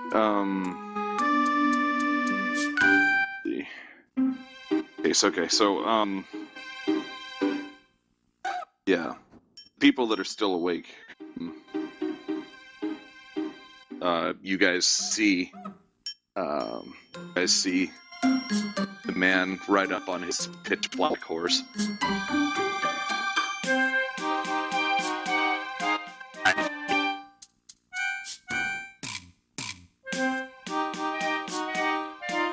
So, who does what? Look over at him. Who are you? What are you doing Someone riding up in our stupid camp? enough to sleep with Carrion.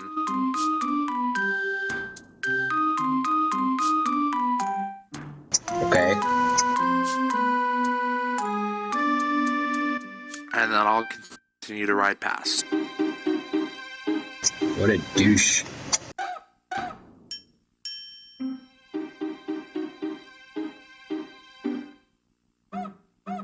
All right.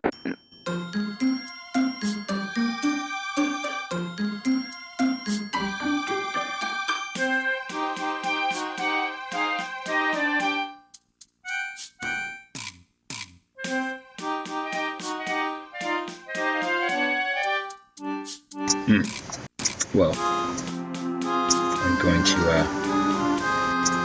snuggle up in my little sleeping bag and go to sleep.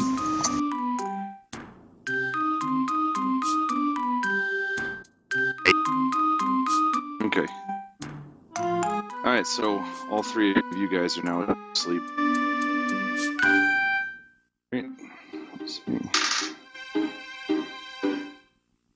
Alright, give me a second.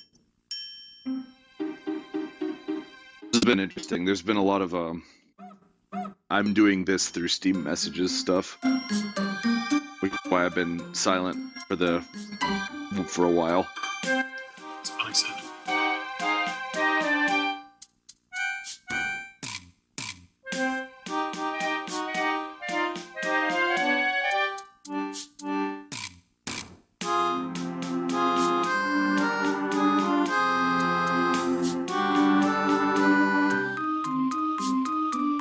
Okay.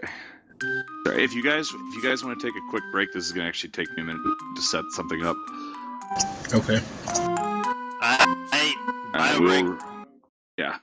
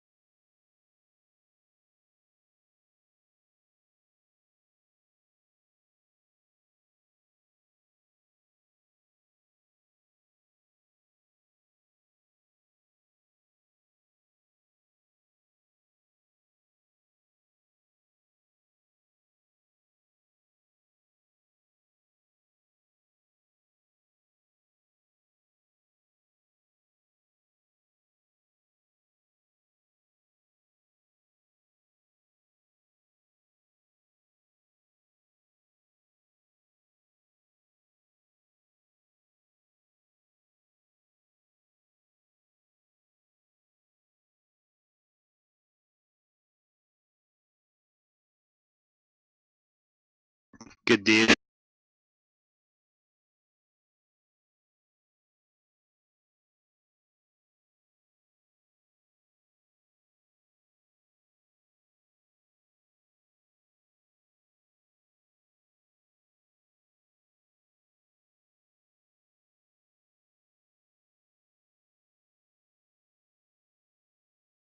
Channel, Foxy, link to dl.dropbozusercontent.com.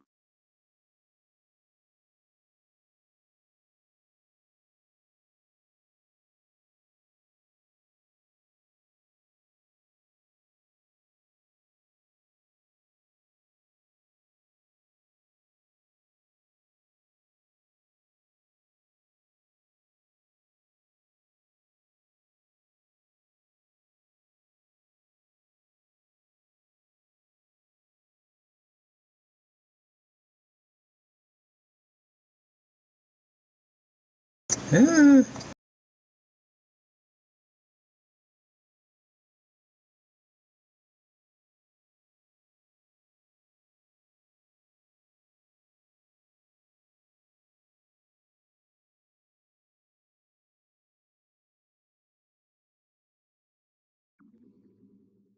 Channel, Foxy, link to dl.dropbozusercontent.com.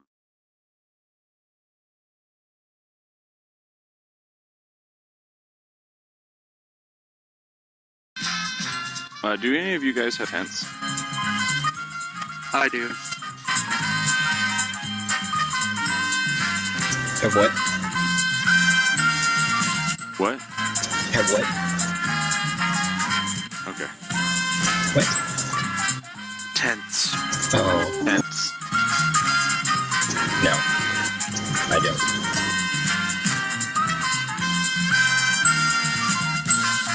All right, how far off the road did you guys make your camp?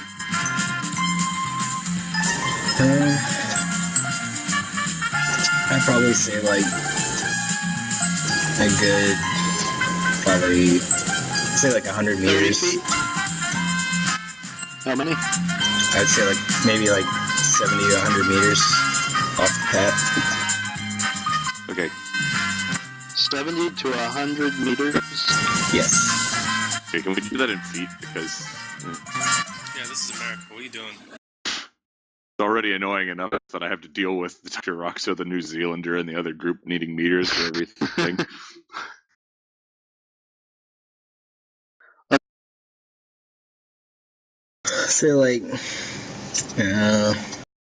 Say like 200 feet. That's fine. 200. Yes.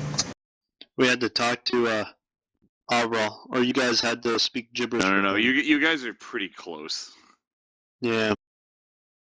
But so We're not like a huge distance away. I mean, just enough to get off the road. I mean, there's not really much around anyway from what you said. There's no trees or anything, so there's not really Yeah. much else we can go. Just enough to get off the road. Okay.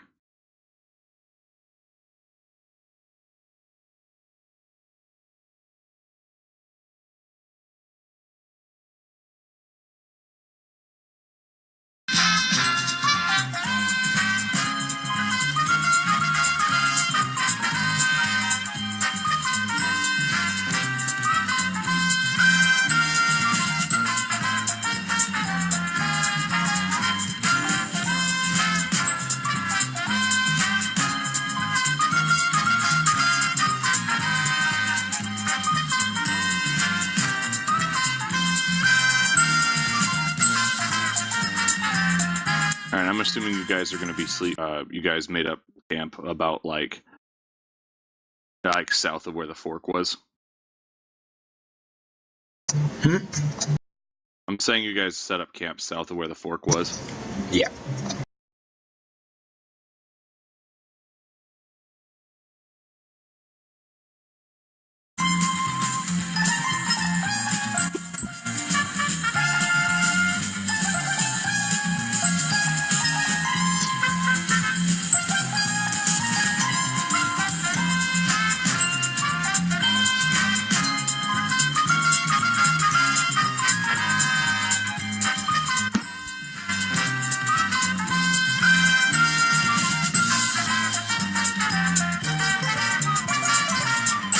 Or why I'm doing fog of war. All right, so none of you guys have tents. And where would the body have been? The fire. It was just one of the ones that was close to the road. Oh, you just like lit it on fire where it was? No, I pulled it towards our camp, like a little bit away from everyone else, so I wouldn't set them on fire. But no, I got it from the road and pulled it like to our camp. Okay.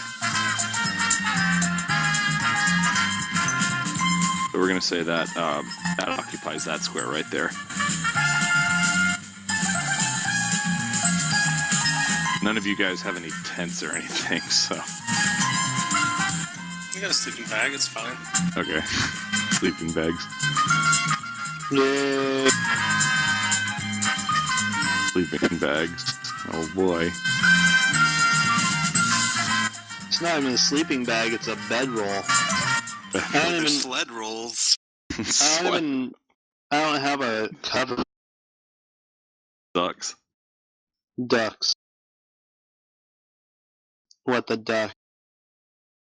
All right, so anyway, RL's not really part of this. Oh wait, let's see.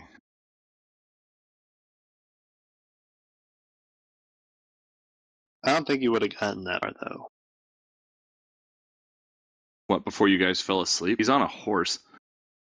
Okay. Not to mention that this might not have happened the instant you fell asleep. I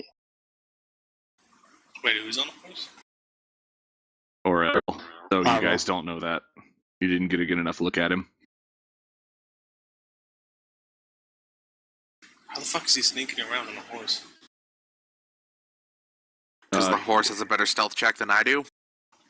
What the fuck?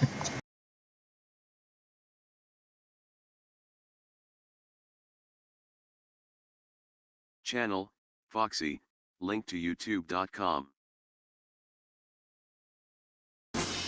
That's amusing. No.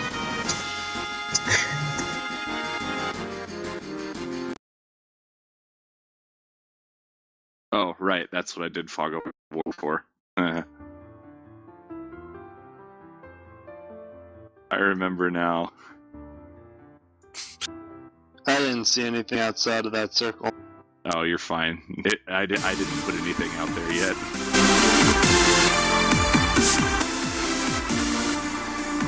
I can see the road.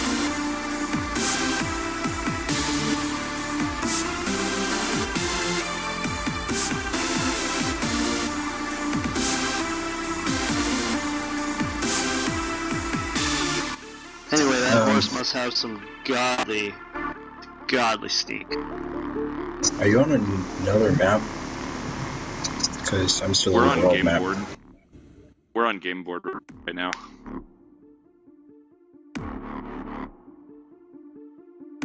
Oh, keyboard. Game board. Sorry, I gotta write some more shit down. How do you alter the class stuff? What do you mean?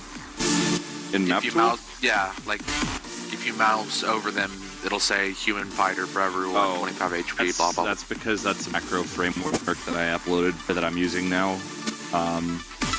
That essentially what it actually does is allows me to get access to a bunch of useful state icons that are that are actually representative of what's going on, as opposed to just putting like a yellow triangle on them.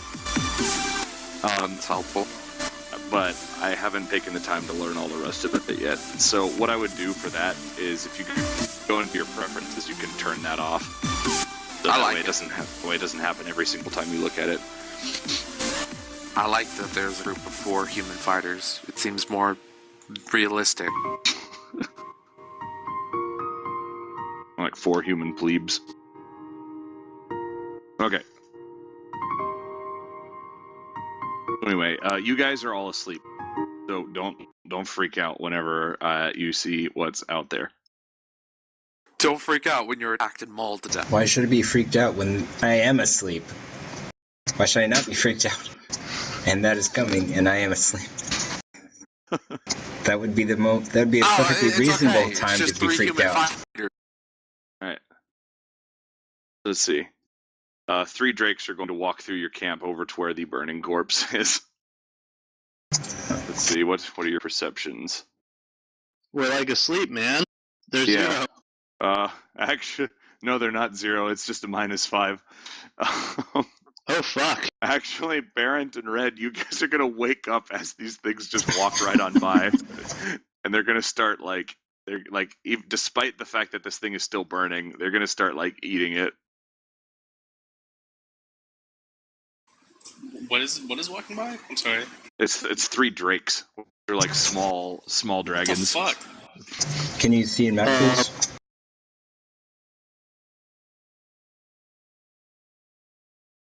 You guys might have all been on the world map, but you see these?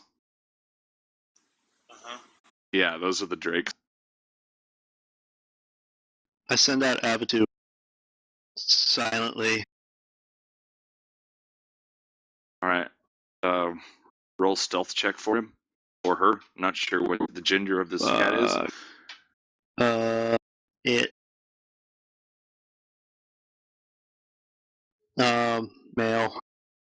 Male. Okay.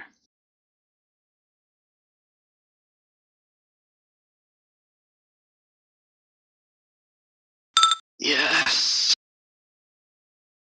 All right. They do not notice it. They do not notice Avatu. They seem to be pretty intent on just tearing off large chunks of charred flesh. I'm gonna send Avadu running. Wait, hang on. He gets 6 squares. Yeah. Or if you use a move action to run, which by the way isn't very stealthy. If you use a move action to run, you get 2 additional squares of movement. All right. So and I should mention one other thing about familiars. There's a change to the way familiars worked based on how elemental companions work. The rules on familiar say that you and your familiar don't like share a move action. In other words, like you can either move or your familiar can move. Yeah. But there's a similar thing with elemental companions in another book that says that you and your companion can move on the same turn. So we're going with that rule for familiars as well. So you can move and your familiar can move. However, you both share one standard action and 1 minor. I like how when you mouse over the cat, it says his class is a human fighter. I'm gonna have him sneak. I'm gonna have him sneak out here. All right.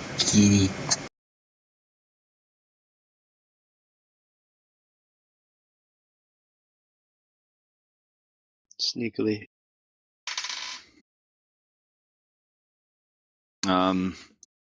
This green one right here notices. Does it do anything? It doesn't seem to pay any attention. It doesn't seem to care. All right. Great.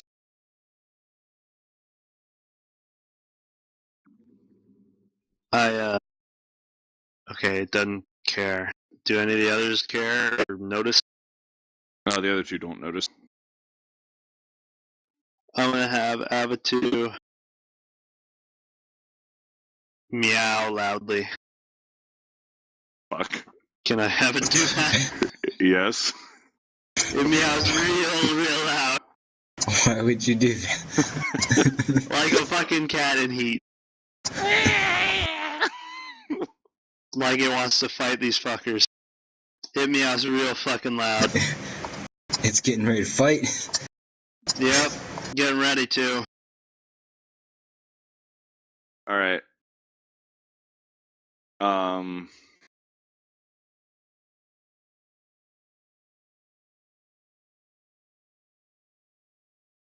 Okay.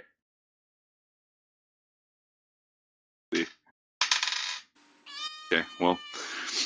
So the Horned Drake is going to accept the taunt. Okay. And it's going to move over and it's going to use the horn on its nose to gore Abitu. Shit. Alright, so what's your AC? Because Avitu shares it. It's a 16. Alright, that's a hit. Okay, Avitu has 1 HP. Alright. Avitu gets gored and explodes into a poof of smoke as this happens.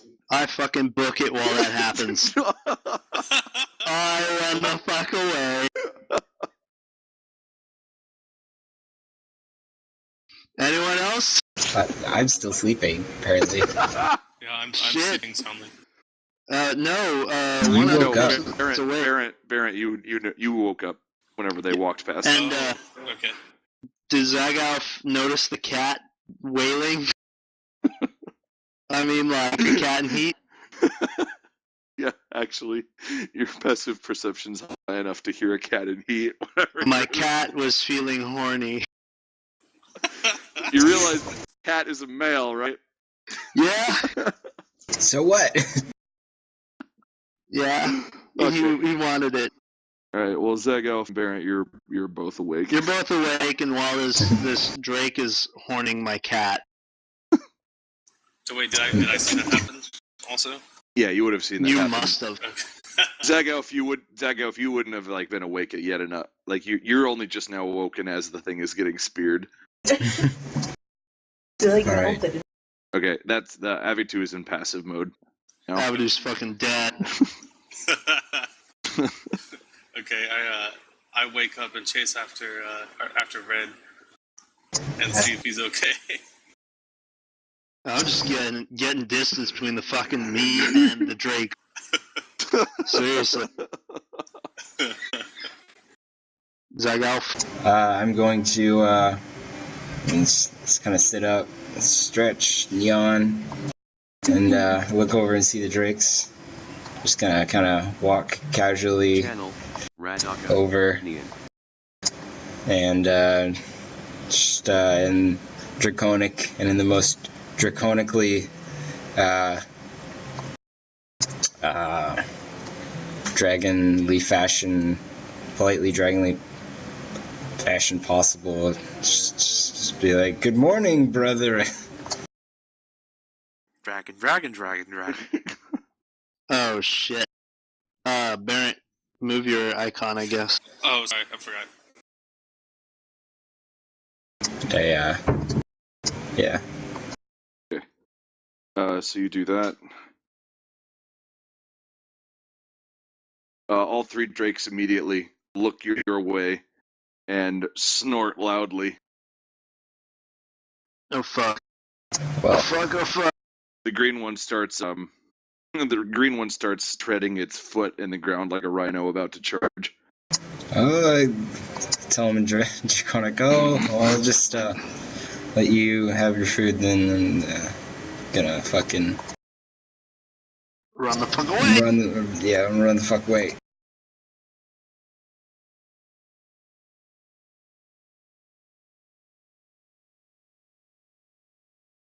All right. Okay. Okay.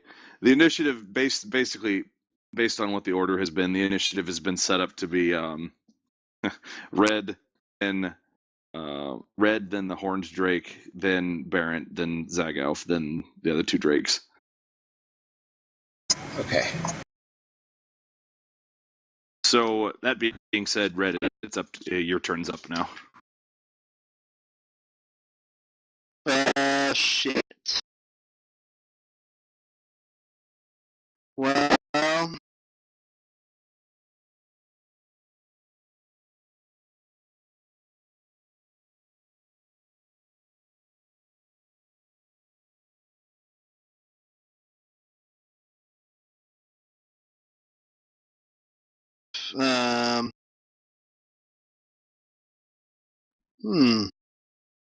I'm gonna go ahead and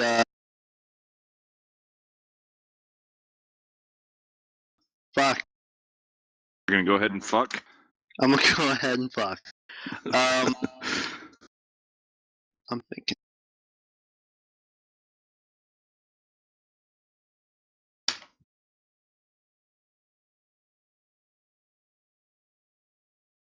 Okay, I'm gonna go ahead and move closer.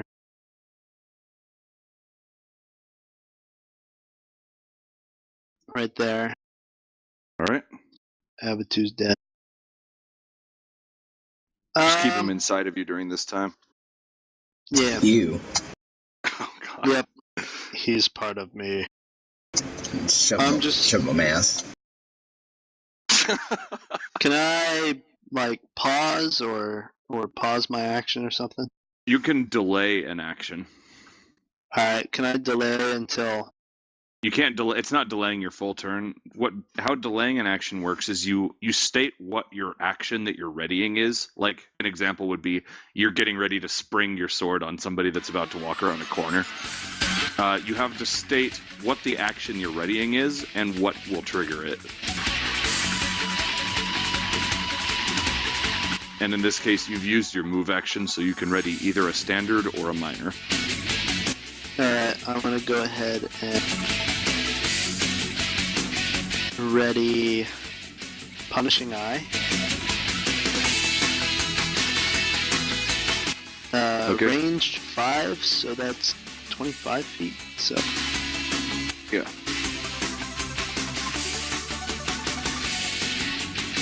And you've got a measuring tool for that. Where? It's one like on the top of your screen. There's two blue icons right next to each other. One of them's a measuring stick. Or the two blue icons right next to each other. One of them's like your pointer that you use to move tokens. The other's a measuring stick. All right. That isn't publicly shown. So once you determine where you're going to do it, let me know where you're planning on casting it by going back to the pointer tool and holding space. All right.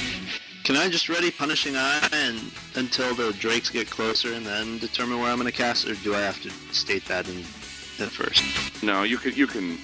I mean, I'm pretty sure the rules say that you have to determine where you're going to cast it, but in this situation, it makes sense that you just be waiting to cast it wherever they happen to be. So we're going to go with put it wherever.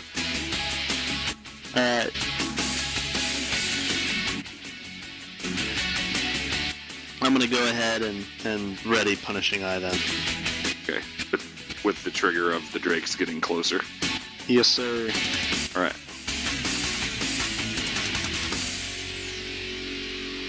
All right. So let's see. Up next, horned drake, and this one's actually going to charge at Zagalf. Shit. Let's see.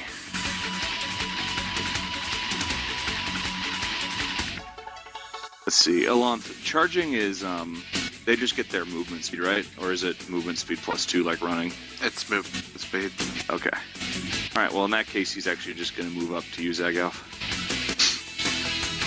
Okay. He can't charge you. He can't charge that far in one turn. And yeah, so now They can run and add that to a charge, so they get a -5 to hit. oh, that's true. Well, actually, yeah, that makes sense. He probably would attempt to do that. All right, so yeah, this guy's going to charge you. Okay. So it's like +1 for the charge and -2 or -5 from the other thing. So it's a total of -4 to hit. Okay, this is versus AC. It's going to be a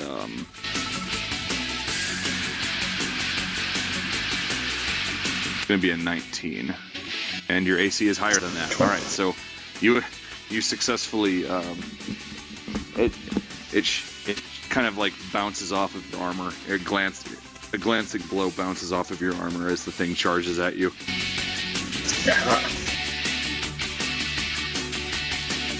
It is now granting combat advantage to you until the beginning of its next turn. Okay. Okay. Let's see. Up next, Barrett, you're up. Okay. Hold on, let me look at my spells. So I didn't actually prepare spells or anything, or do I need to do that? Yeah. You need to get in the habit of doing that, always. Okay, because I didn't. All right, for this one time, you can just use any of them, just since this is your first fight, but in the future, you need to have them prepared. Okay. I just didn't think about it.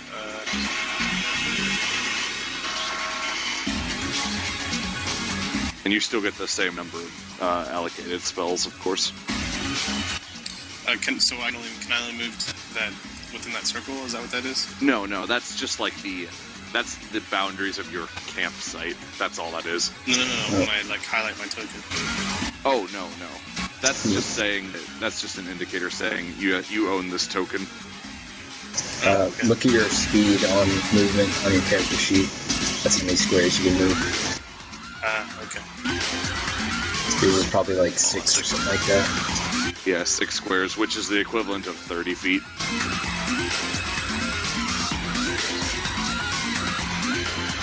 And the way movement is handled, let's say, I'm going to grab hold of Baron's token real quick. So it's 5, 10, 15, as you can see. And then if you do it on a diagonal, the first diagonal you take in one movement is 5. The second one is 10. And then it alternates back and forth. So 20 and then 30.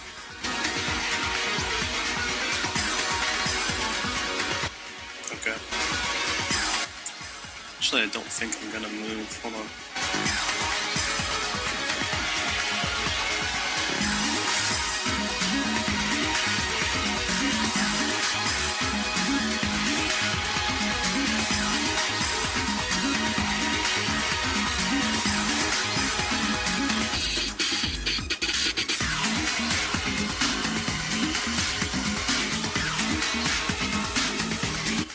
So can I move and then cast something? Yes. Okay. I remember now. You're pretty new to 4th edition, so each turn you have three actions. You've got a movement action, a standard action, and a minor action. The movement can be used to do movement-based stuff. The minor can be used for things like drinking potions or persisting ongoing spell effects. And then the standard is like your actual attack. And you're able to downgrade standards into move actions and move actions into minor actions.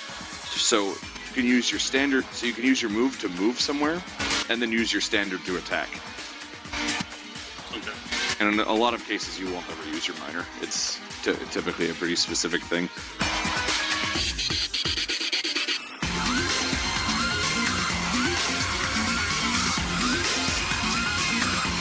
Can I move that far?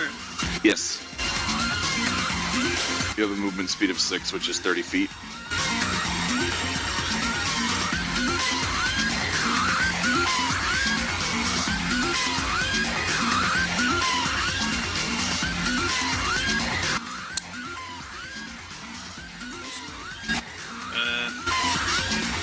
I was gonna do Freezing Cloud.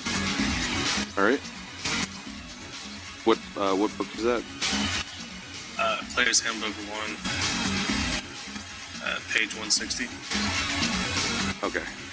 Let's see, that is a area burst 2 within 10 squares. Okay, so what that means is it's a burst of 2, which is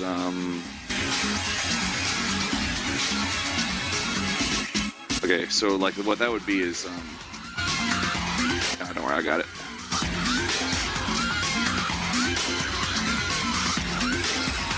No, okay, burst. There we go. So that would be an example of a burst, of how big your burst is. It's 2. You pick the center point and then you draw 2 squares out in every direction, and within 10 squares. So within 10 squares of wherever you're standing, you cast that, and you choose where the center point is. Okay. Do I like highlight the point, or how do I? Yeah. Just like do this to show me where the Okay, spot gotcha. is.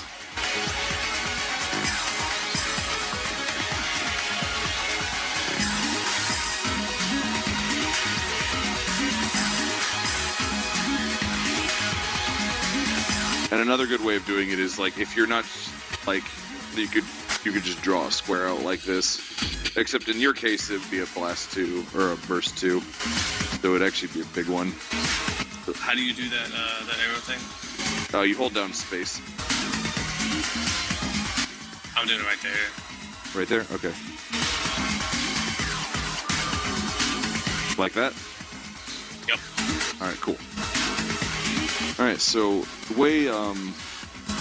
the way burst spells like that work is you have to roll to hit each thing in there, but then the damage is going to be the same for all of them. So Freezing Cloud, I'm reading it. So it targets each creature within the burst, so both of those drakes, and it's an intelligence attack versus a fortitude defense. So roll an intelligence-based attack, which will be d20 plus your intelligence modifier plus half level, plus any enhancements you get from like a wand enchantment or something. I have the Wand of Accuracy, which I believe is +1 to hit on like per encounter on a spell, I think. Okay, so you want to use that to buff it up this Yeah. one? Okay.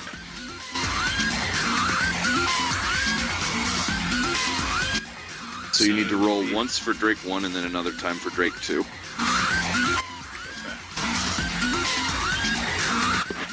So it'd be a d20, right? Yeah, d20 plus the modifiers. +4 and then plus half my level, which would be 2. And then plus 1 from using your Wand of Accuracy. Okay. So that'd be 7 total.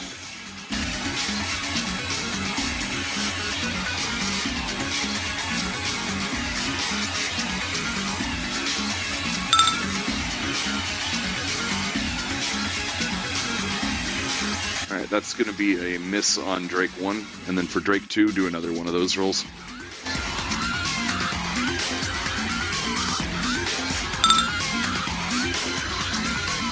Alright, and that is a hit on Drake 2. Okay. Alright, so... Yeah, what are the effects of that? It's 1d8 plus intelligence modifier roll damage. Alright, so go ahead and roll damage for that then. Oh, and then if you miss, it's half damage, so the other one's still going to take half damage. Okay, I'm going to roll for the one that hit first, though, I guess. Okay. I also get +1 to damage from my one of my feats. Oh, cool. For cold and acid, so...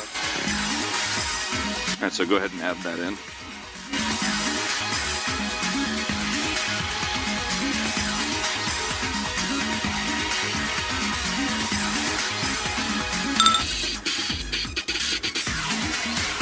Alright, so 7 damage to Drake 1. Shit, where did my notebook go?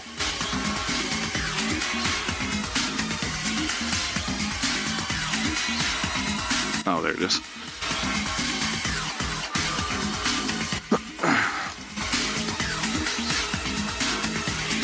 Or sorry, 7 damage to Drake 2 and 3 damage to Drake 1. Okay. Alright. And then, let's see, what other effects? Does it have any other effects, like a persist or anything? It persists until the end of my next turn. And then any creature that enters the cloud or starts its turn there is subject to another attack. Okay. Okay, cool. And that's my turn, right? Unless you want to use your minor action for something, which I'm not sure you even can do anything with it. Okay. Up next, then, Zagalf. Alright. I'm going to do, I am going to do...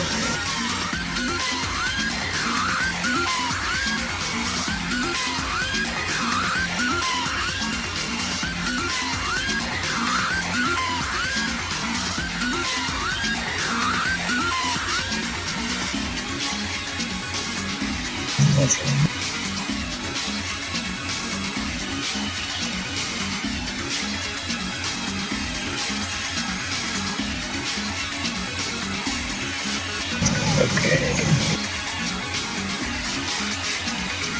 I'm going to do crushing blow. So just going through his AC. Alright.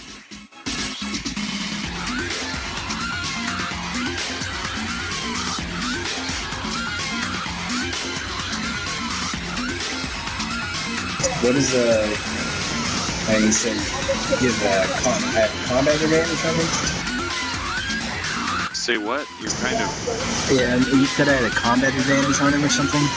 Oh yeah, you have... Oh, right. What does that, like, do? Oh, great.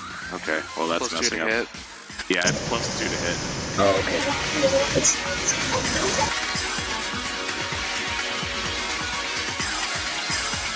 Oh, great. Well, all the state things aren't working now. What state things? It's a bunch of macro buttons that only I have. So I'll just have to remember all of it. Alright, that is going to be a miss. Okay. Anything else? I'm going to spend an action point and just do a regular attack.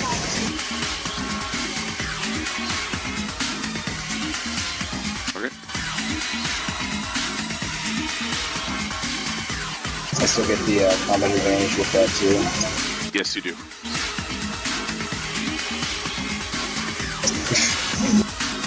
Okay, you crit. Okay. Do you have any sort of magic weapon or anything like that? My maul is a maul defense +1. Alright. And let's see. Critical, I get another +1d6. Alright, so you get to do max damage plus that 1d6 from having the enchanted weapon. So let's see. It's regular damage 2d6 is 12. It's 17. Well, it's +5 and bonus. So it's 17. You've only got a plus for mod for Huh? You've only got a +4 mod from your strength, not a 5. The enhancement. Oh, right. Okay. I forgot about that. Yeah, so that's 23. How much? That's 23 and all, so it's 17, 6, 23. All right. And then what about the D6? That is including the extra D6. Okay, you rolled that? Okay. Oh, wait. Hold on. I'm fucking up. Sorry. Yeah, you need to roll. Like, the extra D6 you get is, good job. Yeah. 5. Okay, so 22. 22. All right. There you go. You will not charge me. I wallop. All right, so you smack him sideways with your hammer. Yes. All right. Next after that, the drakes. All right, so getting attacked by Barrent. They actually were passive until you hit them with that. This one's going to charge you and bite you. So does he get attacked again? From the cloud thing? Wait, let's see. What was the thing? They start their turn in it? The cloud lasts until the end of your next turn. Any creature that enters the cloud or starts its turn there is subject to another attack. Yes, then. Okay, we'll do that first. Okay, sweet.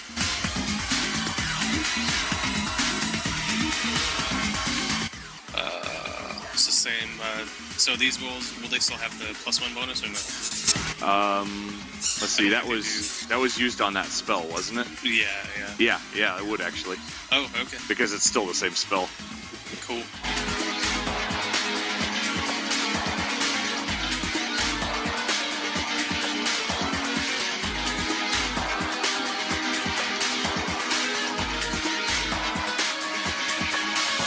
So just do for Drake 1 since it's just on its turn. All right, and that is versus Fortitude. That is a hit. Shit. Okay.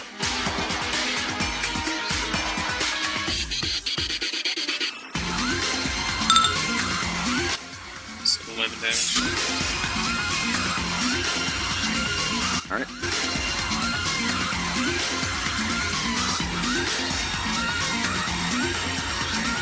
All right. So then it's going to charge over here at you. Which, by the way, at this point, Red. At this point, whenever this Drake reaches here, I think that'll trigger your thing. I'll cast Punishing Eye in.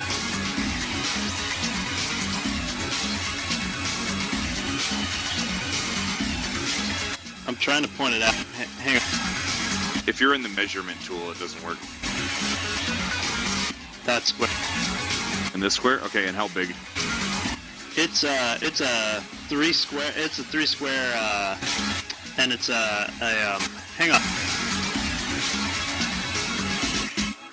So it's an arcane conjuration. I conjure an eye in a square within range 5. It lasts until the end of the encounter. Enemies within 3 squares of the eye do not benefit from concealment. And when an ally attacks an enemy within 3 squares of the eye and hits, that enemy takes psychic damage equal to my int mod. All right. And then I can move it 3 squares as a move action. So I just summon it. All right, hang on a second. Right let's there. let's find a token for it. This is something you're probably going to be using a bit. All right, hang on. I got it. Oh, you have an image for this? I have something in mind. All right, go for it. Takes me like 2 seconds to make a token out of anything.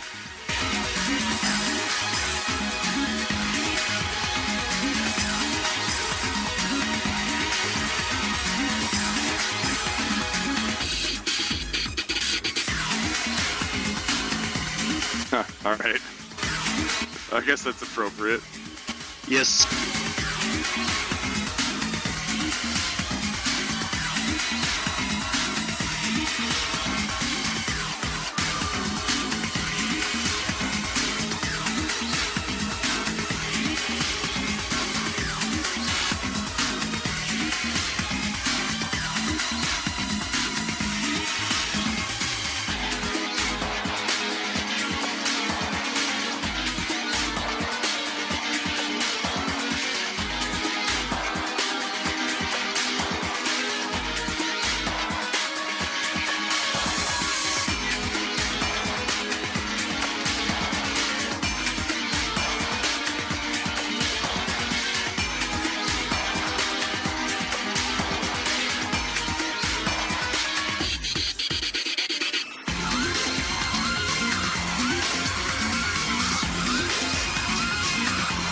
Alright, so where are you putting it? Right there.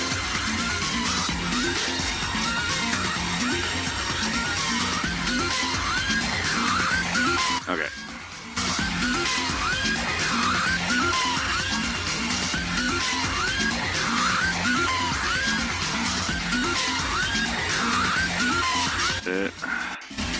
Ownership, red. Okay. Alright, so right there is correct, right? Yippers. Alright. Alright, so that's that. And that part of doing a readied attack is your initiative your turn in the turn order gets shifted to right before the trigger, or right before whatever triggered it. Okay. So I just like went, basically. Yeah, basically, it's like you delayed just part of your turn. All right.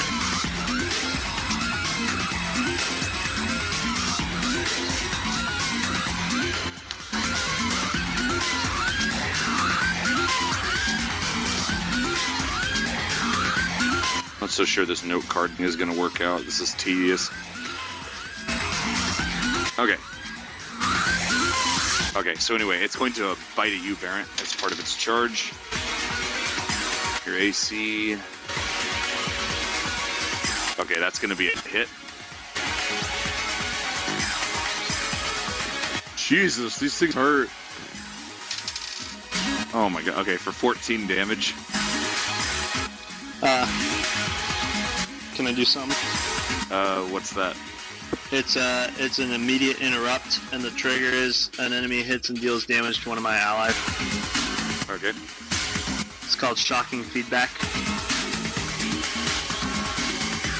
So, it's basically just an attack, kind of. Alright. Did you know the damage and everything, or what? Yeah, well, 14 damage. Alright. Trigger, enemy hits and deals damage. Target, the triggering enemy, attack intelligence versus AC.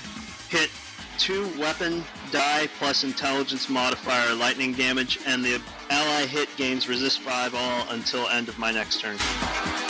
God damn. Alright. Alright, go ahead and roll your attack.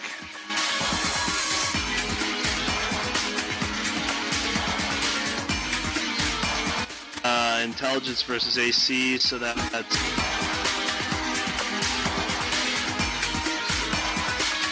is that plus your half my level and everything? Yeah.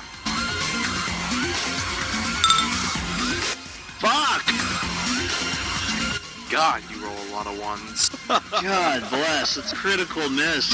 Okay, well, you don't have to worry about critical misses aren't going to fuck you in this game. They just make you miss. And it's not even an auto miss. Okay, so, yeah, you miss, or you fail to do that. So, Barrett, you take 14 damage. Alright, and then next up, Drake 2 is going to start its turn. So it starts its turn inside your icy cloud, or your freezing cloud. Okay.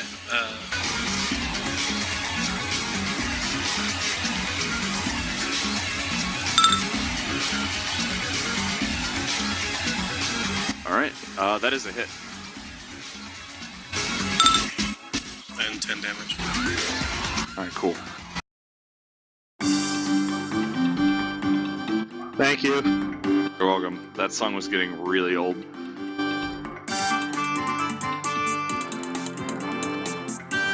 Okay. Okay. Takes 10 damage. It's also going to charge at you. Take a bite at you. That's a hit. Or 13 damage. Jeez.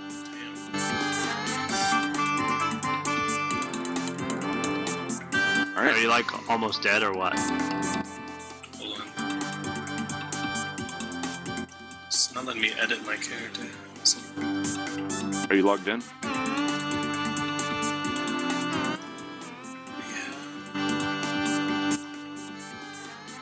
My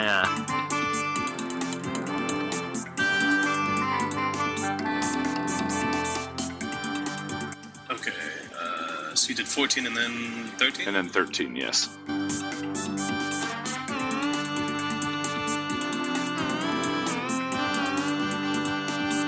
I'm at 10 health.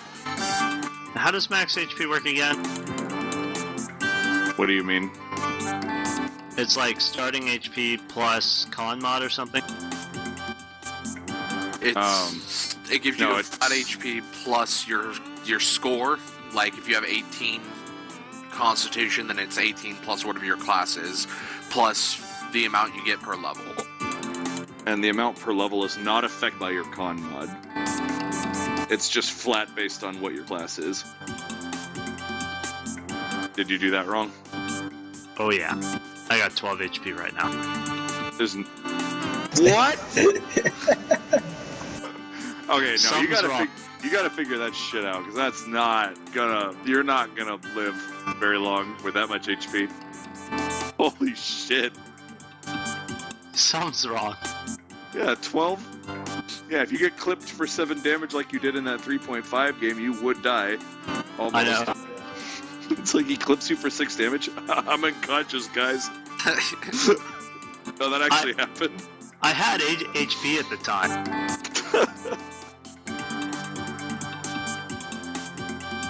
There was nothing I could do. Yeah, Wizards, oh god, they had terrible health.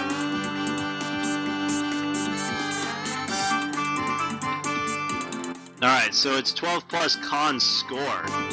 Yeah. For level 1 HP. Oh my god. And So then much every better.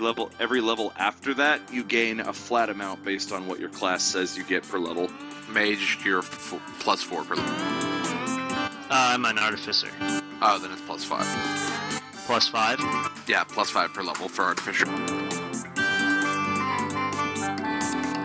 Alright, much better. Okay, so you went from 12 to 43. 43. Yeah, that's a lot more. That's a lot better. Okay. Let's see. With that, that's the end of Drake 2's turn. Alright, since Red changed places in the initiative order, this Horned Drake is going to...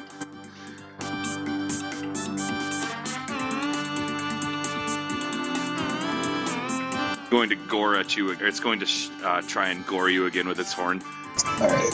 You know, this is bringing back memories of how you died last time. This won't happen that way. It's okay, it critically failed. God. Okay. It's going to continue to look at you menacingly. Alright, Barrett, you're up. Okay, I'm reading something. Hold on. Okay. Let's see, and every single one of these drakes is within range of the Punishing Eye right now. You can get rid of that burst. Like just now. Oh, that's Just right. please.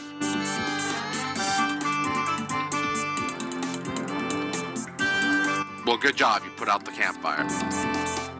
But you mean the burning corpse? Yeah. I mean, they were fucking eating it anyway. That's something. Actually, come to think of it, that would be put out now, wouldn't it? Pretty much. Oops. So wait, they were eating a burning corpse? No, it wasn't still on fire. It was like charred at this point. Oh. Corpses burn pretty quickly. Oh, I'm sorry, Mr. Expert. What? Oh, God damn it. Let's see. Would that affect the lighting? Actually, yes, it would. However, it's not going to matter because the Punishing Eye is here, which doesn't grant them any benefit from concealment. Night fights, woo. And this is giving off low light, at least, since it's still like ashes and embers. What does dazed do? I believe that means you can only take one action per turn, as opposed to having 3 different ones. And it also means that you grant combat advantage to anyone that's nearby. And you can't take any opportunity actions or immediate action. Yeah, that too. One of the most important things to know is whenever you move, whenever you move away from stuff, like whenever you leave the squares that those drakes threaten, they'll get opportunity attacks against you, like for free. However, if you use a special kind of move action called a shift, it allows you to move one square in any direction without provoking opportunity attacks, and then you can use your standard as a move action to then run. Also, you each have action points, like one action point that you can spend to gain another action. And you get essentially you get one of those per day. I'll tell you more about them later.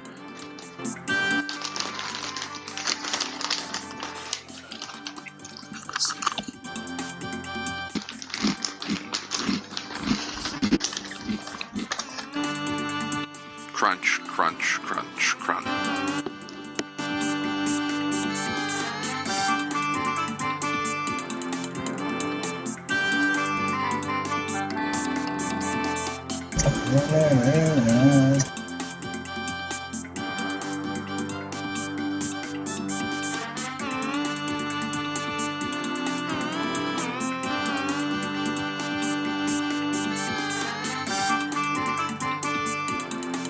What does immobilize do? It means well, here, I got the thing. Let me see. Immobilize. You can't move from your space, although you can teleport and be forced to move by a pull, a push, or a slide.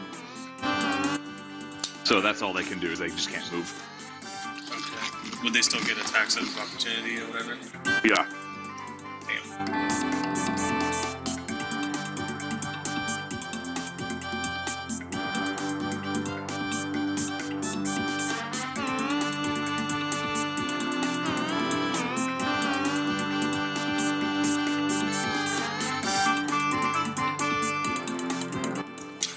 Okay. Can I spend an action point to do something?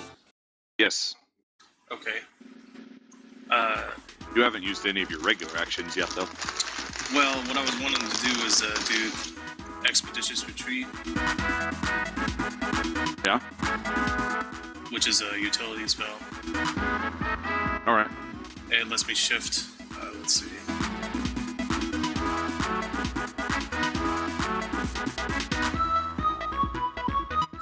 Shift up to twice your speed. Let's see. Are you bloodied right now? I am. Alright. Actually, and this is kind of pertinent information. Before you make that, I should mention that once you got to bloodied, these two drakes seem to like really, really lock onto you with their eyes. Okay. Like sharks.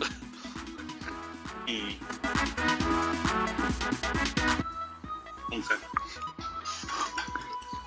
So I'm gonna do the Expeditious Retreat as the action point thing. Alright.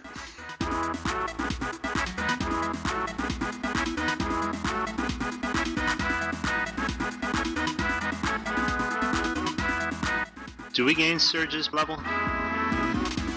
No, it increases with your, every time you get your con increases by 2, you gain 1 more healing surge. Alright, so as you shift away, these Bloodseeker Drakes have a special ability that allows them to make opportunity attacks against bloody targets when they shift. Oh, great. So, Drake number 1 is going to bite at you.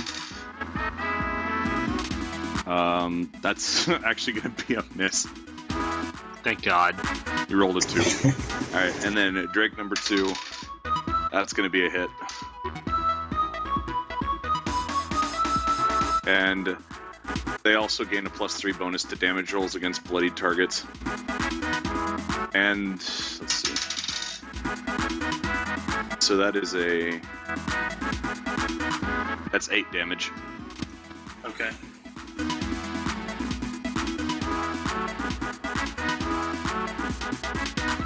Still in it, man. Yeah, you're still in it. And then I'm gonna use my let's see. So could I do 2? You said I could downgrade an action to do. How does that work again? I'm sorry. You can downgrade a standard into a move and a move into a minor, which also means you can downgrade standard to minor. And so far, all you've done is use a standard to cast that utility spell. Oh, actually, wait. Does that utility count as a move? I would think it counts as a move.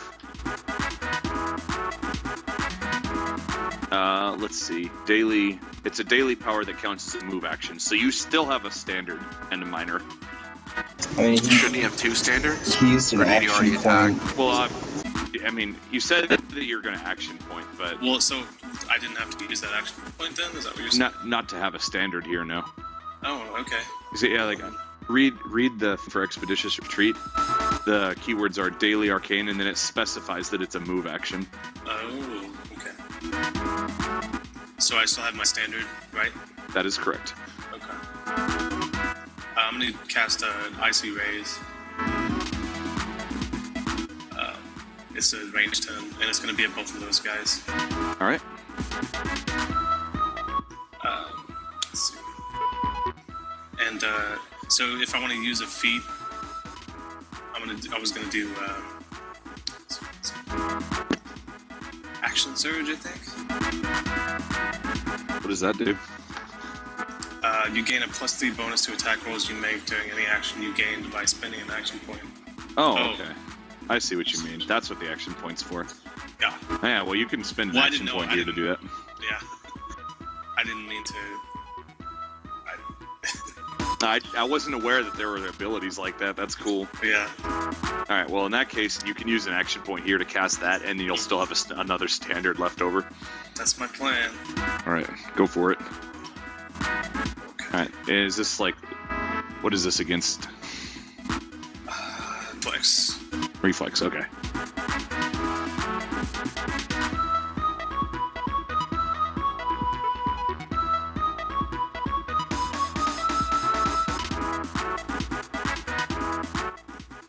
So it'll just be the intelligence modifier and then the +3, right? Intelligence modifier plus your half level plus your +3. Oh, okay. And if you had, oh, that's right, you don't get the one since that is, yeah. That was for that other spell.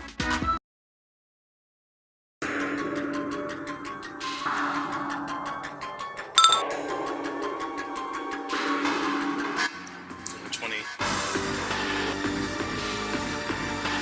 All right, that's going to be a hit on the Drake 1. Now roll for Hey. Drake 2. Wait, I don't roll damage yet? Well, I guess if you want to do it in that order, it's fine. I mean, sure. I don't care. It doesn't Does matter that- to me. Does that punish trigger your punishing eye? I don't know. You tell me. It's up to you to When- keep track of what your stuff does. When an ally attacks an enemy, and they're within 3 squares right now, so Does it have to hit? When it says I Yes. attack. yes, when an ally attacks an enemy within 3 squares of the eye and hits. Okay. It does it does extra damage equal to your. Int mod. All right. Oh, wow. So wait, my thing does more damage? Yeah, your thing is going to get Oh, wow. additional damage from his Okay. int mod or from his punishing eyes effect. My mod flat is +4, and then my mod plus my half level is +6. Except the half level doesn't get put into damage, so it just be 4 damage. This, and then +3 from your other thing. No, that was only attack roll, not damage. Oh, attack roll. Okay. I do get the +1 from my feet, though. Oh, that's right. Okay. So it would be 1d10 +4 plus another 4, then +1, right? Yes. Okay. 19. Up to. Wow, just about got 19. Oh! Nice. 18 damage and immobilized. Oh, nice. That's gonna be the part of the spell that's gonna save your ass. Yep. Don't mess with Baron, motherfucker. Hit the other one. Yep.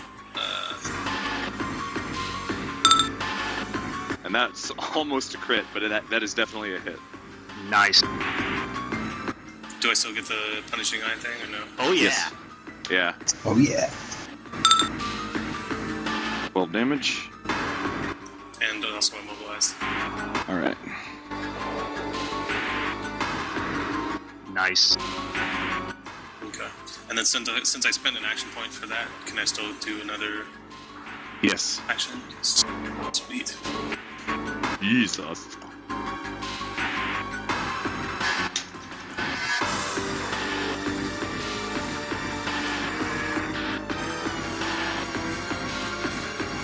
Alright, well, it turns out I don't need the macros to do the state. I can just do it through the token menu. Oh. Also, sorry, Alonso. I know this is kind of boring. Also, I'm thinking that we're probably going to end the session after this fight. So I can go ahead and Yeah, go. so if you want to go ahead and go, you don't need to be trapped here. Okay. Thanks for sticking around, though, for holding you so long.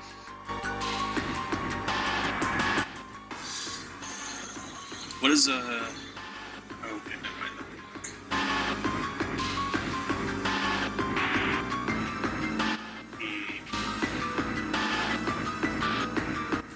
I'll just do a Ray of Frost, I guess.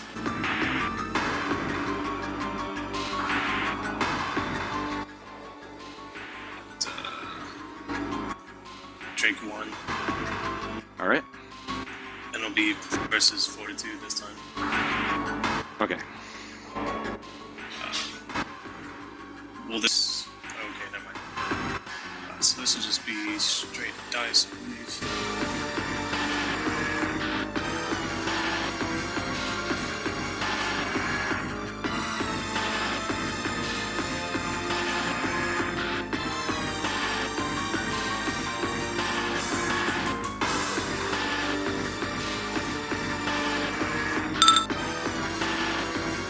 Versus Fortitude, that is actually a hit.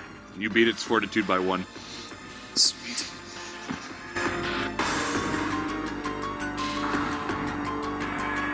And then plus 4 damage again from Punishing Eye.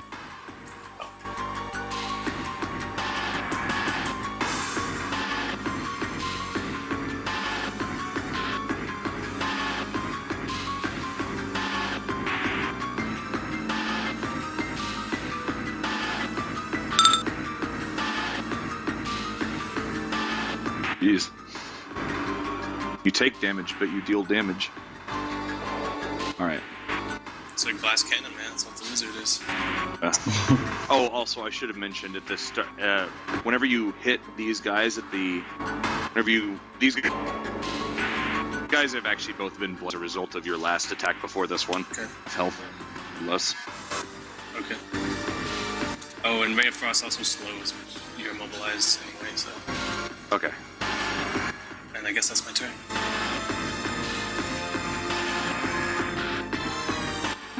So they're slowed as well as immobilized. Well, just that one Drake. Ray of Frost is just oh, right. Drake 1. Alright. Alright. See. Well, that was an excellent turn. Alright, Zagao, you're up. Alright. I'm going to, Wait, I don't think I've gone. No. Remember, your initiative got shifted to right before the two Drakes because of your prepared action. So you're actually going right after Zagao. Alright. I'm going to use Gizmo Blue. It's first strength versus AC. Alright. So, That's going to be a hit. and let's see. That is 3 weapon damage. God So damn. it's regular weapon damage is 2d6. So what? That's gonna be. So that'd be 66. Fuck. Plus my strength modifier, which is like 4. Yeah. Plus 4 additional damage from Punishing Eye.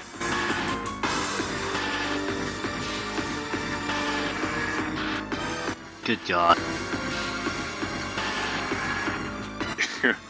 It's sort of like this fight was like Oh, look, it's a bunch of cute little lizards. Oh, they bite. And Fuck them!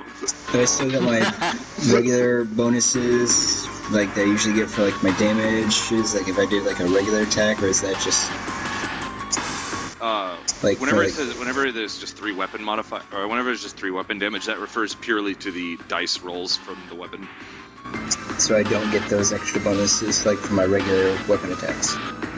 Oh, you do. should still get you your do. enhancement. Yeah, you But- still get all the enhancement stuff, just not Okay. times 3. Yeah, I was just making sure I could add it on.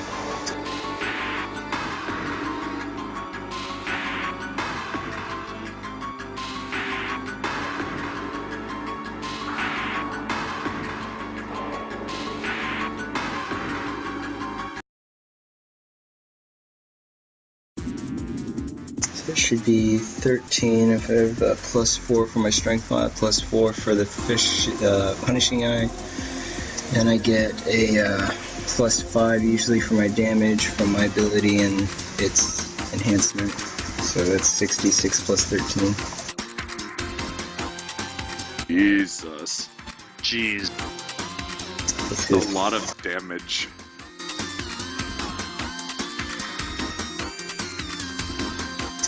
there we go.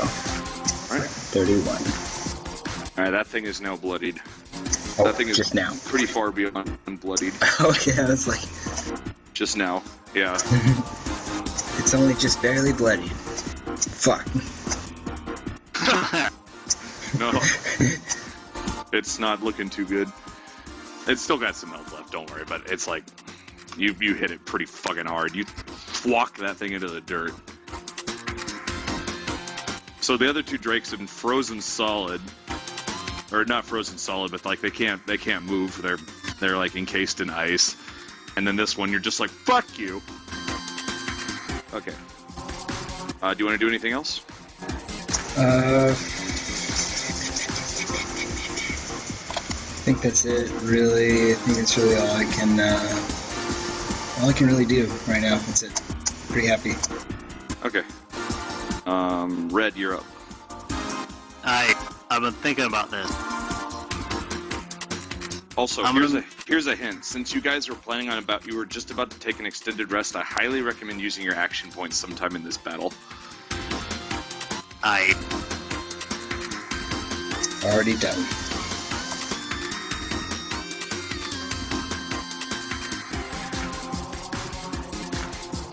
So say I use an at will twice. Will it stack? Alright, so my at will buff Baron. Oh, I see. No, not the same at will. You'd have used different buffs.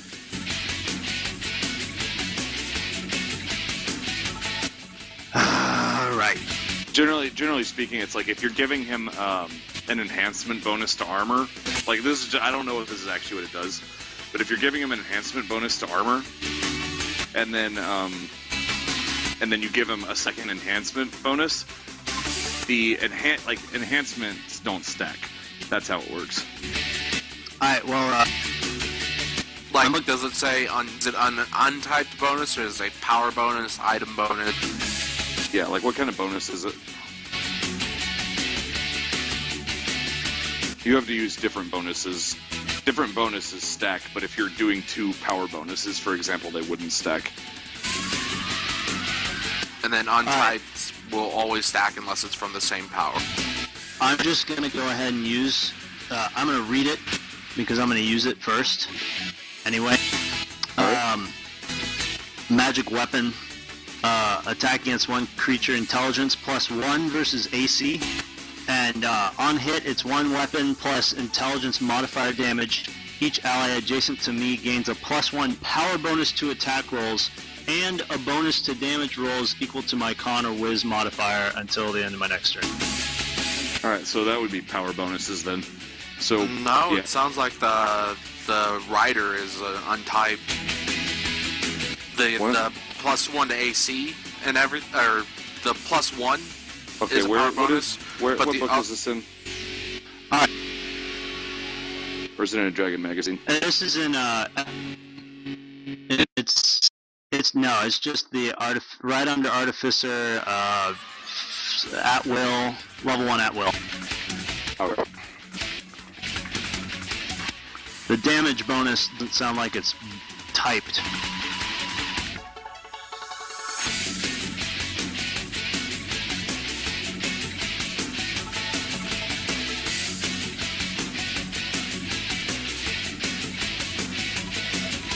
Okay, which one was this?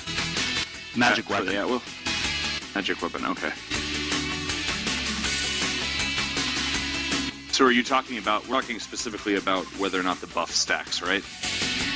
Whether or not the damage buff in particular, because the attack roll buff is a power buff, but the damage one doesn't say it's a typed bonus. Okay, I see.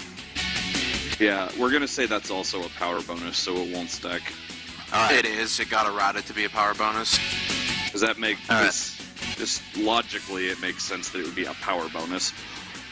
So we're going with that. All right. Okay.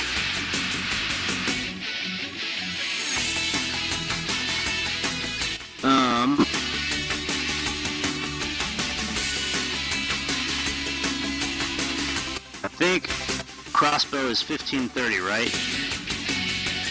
For range? Yes. Yeah. Yeah.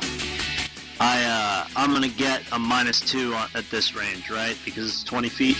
No, that's 15 No. squares. Yeah. Squares. Squares? So it's a lot farther in this game than it was in 3.5. The fuck? Then I've moved 15 feet. I'm gonna step 2 squares back. Okay. Alright, now I'm gonna use magic weapon. Versus Drake 1. Alright. That's versus AC? Yep. Alright, that's a hit. So that's 1 weapon. And that's a 1d8.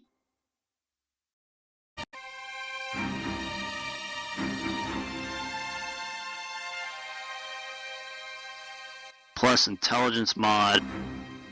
And that's plus 4. So I do 12 damage to it, plus another 4 for the punishing eye. So 16 damage. 16 damage? Mm-hmm. Alright, that takes it out. Alright, that gives Barrent plus 3 to all his damage rolls and plus 1 to all his attack rolls until my next turn. And then, do I pop the action thing? Can I do that? Yeah, you can do that. Alright, do I get another standard? Yes. Or a move or a minor. I'm gonna do another standard. Do another magic weapon attack.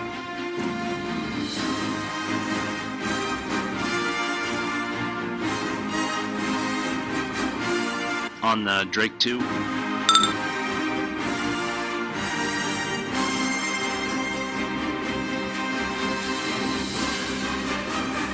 Alright, that is a miss. Fuck. Barely.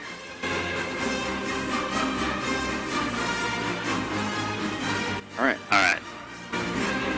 Anything else? Still have a minor.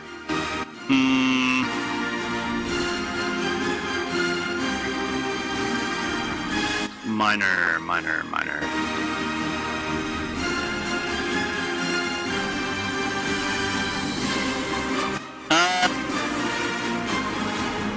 No, I don't have anything to do with that minor, so I'm just gonna keep it. Alright. I don't know what I could do. And with that, Drake 1's dead. It's not its turn. Okay, Drake 2. It's immobilized. And it can't do anything from there, so it's going to just end its turn and make its savings throw against, Oh, the immobilized, is that like is that a save ends? Or is that, what? Like, when does the immobilize end? Hold on.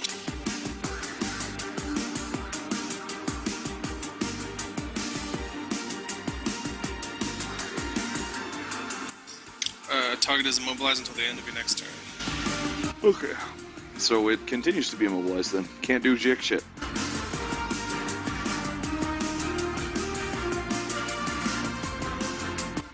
Okay. Next up will be Horned Drake. Going to gore at Zagoff again. Gonna be a hit. Yay. For... Holy shit, this thing hits hard.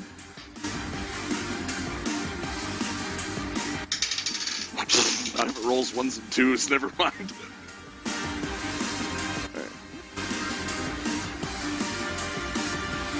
Okay, well that's 7 damage, and you were knocked prone. Oh, okay.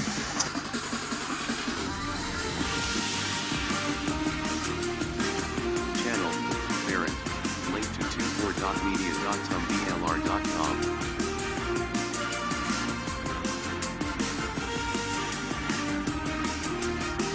Oh my god. Alright.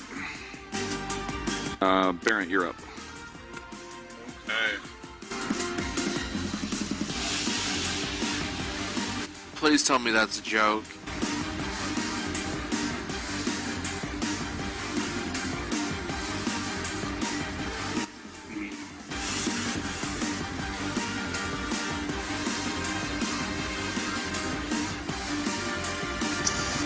I can tell you I won't, but that doesn't make it any more true.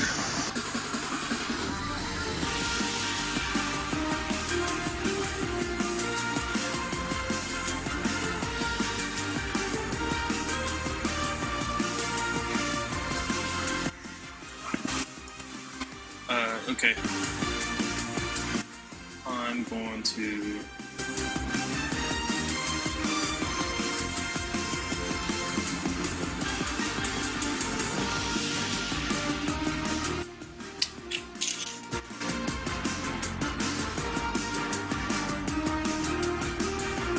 I'll do Chill Strike at the other Drake. Alright. Other one being this one? Or Yes. this one? Okay. It'll be versus 42.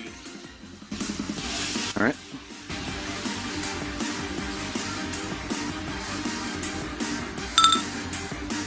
That's not gonna work. Wow. That's shit. It just shrugs it off.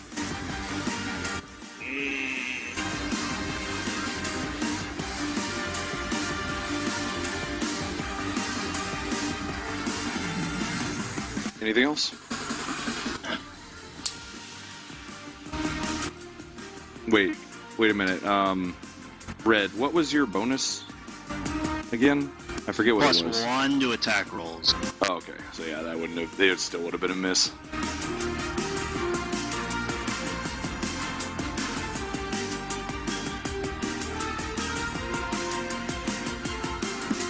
All right.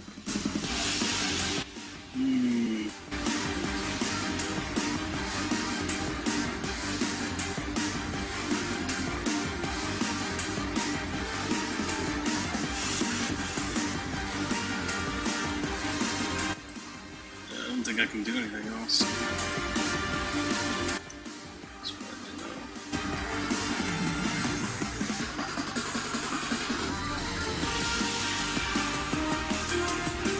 All right. So you're just gonna.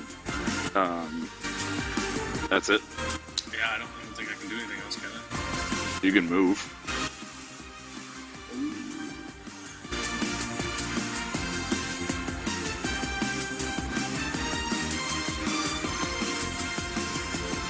Run away.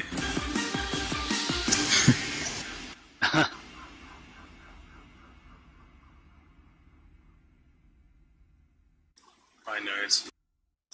And that's what happened. Okay. Fuck yeah, Chrono Trigger.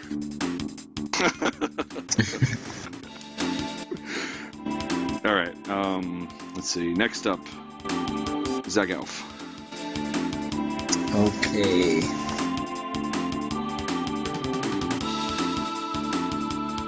I am going to... Oh, I'm prone. Yeah. What does that entail? I've never been prone. You can. You can stand up using a move action. Okay. However, you provoke it to opportunity attacks. Not standing up. What? Standing up doesn't provoke. You're kidding me. It does not. That seems wrong. Let me check. Are you calling him a liar? No, I just want to double check for myself. Trying to start some shit?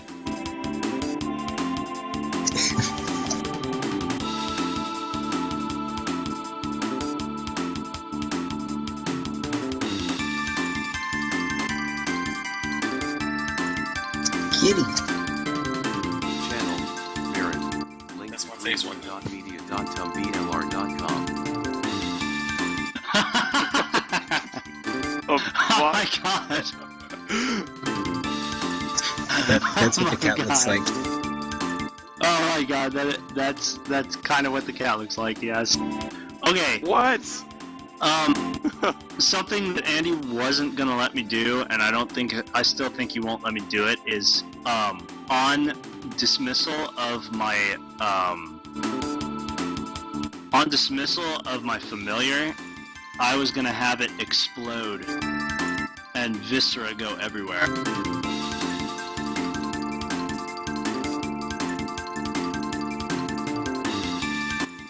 But that's What mean. the Why'd you do that? Just as the default dismissal. Sometimes it'd do that. Andy, would you boot Red, please? I got disconnected. Oh, okay.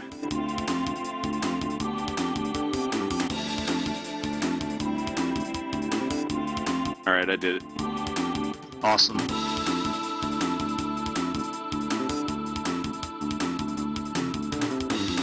Avatu's dead. Oh, I guess so. Yeah, you're right. Alright, so yeah, it doesn't provoke opportunity attacks. Alright, so yeah. Alright, I'm gonna stand up then. And, But it does use up a move action. not a problem. And I'm just gonna do a regular attack. Okay. Here we go. That's a crit. Fire. So, Jeez. what the fuck? So that's it's 2d6. So that's 12, 17 plus one more d6.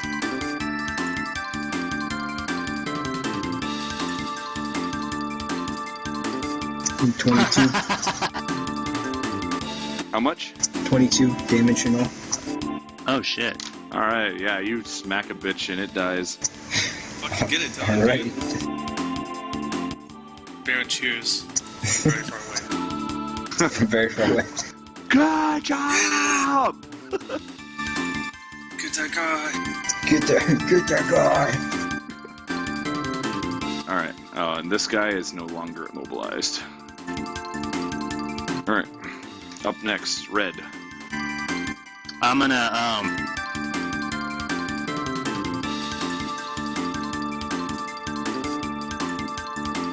attack first. I'm gonna use smoke powder detonation, Barrett, link to i.img or .com. and it's gonna be int versus reflex on Drake 2. Alright.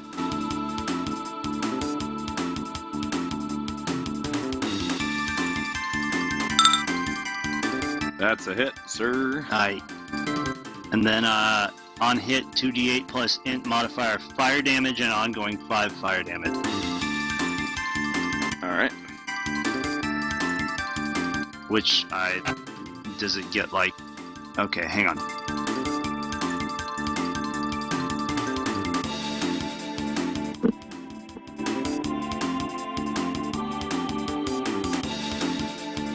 Plus the 4 from pushing that. 12. 4 plus 4 plus 4. Alright.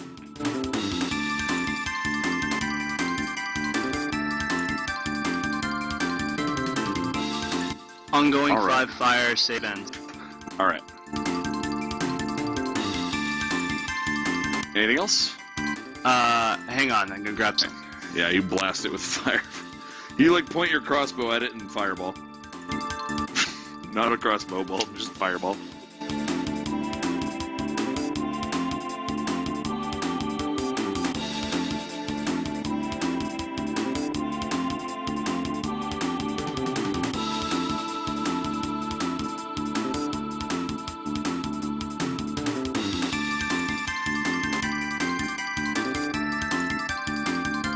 Alright, sorry about that. Okay.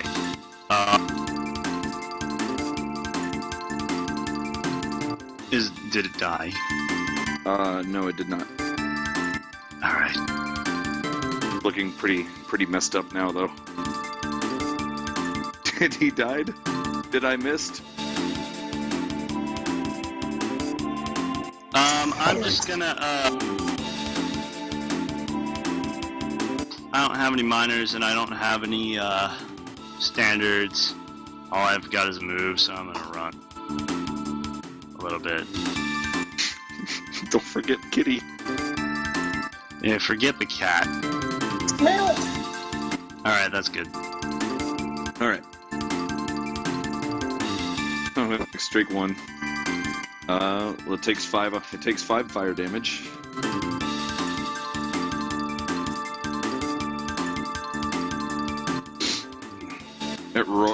It lets out a kind of a dull roar. Barrett, link to i.img or .com. In a fit of rage, going to run right at Barrett, although it's not going to be able to attack this turn. So it just moves right up to you. Couldn't it charge? Wait, is that part of a standard? Yeah, like, charging is you move that, then you do a melee basic attack. I thought charging was a full round action. No, it's you can move, then you can charge, but what happens is once you're done charging, that is your turn. It's over. Okay.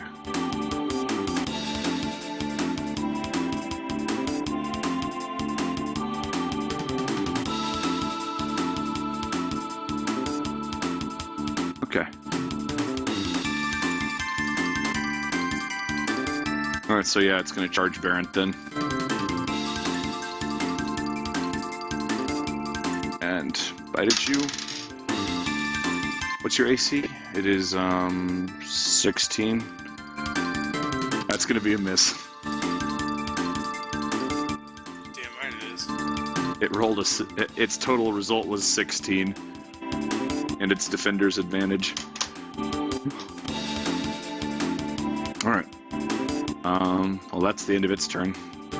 Up next, the other Drake, and then Horned Drake. Okay, those are gone. Okay, Barrett, you're up.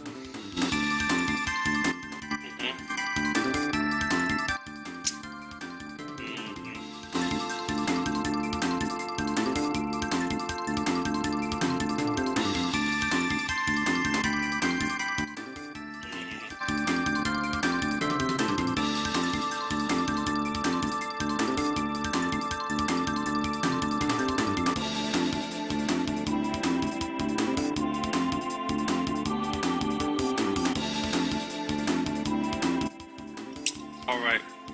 Thunder Wave. Close Blast 3. Whatever that means. That means, that would be like a... Close Blast 3. That'd be that. Yep, I'm doing that. It'd be versus your Fortitude.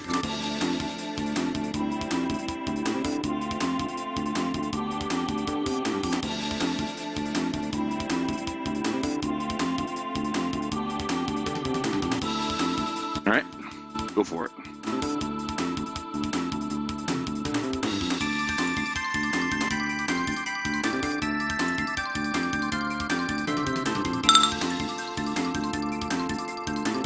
Alright, that's going to be a hit.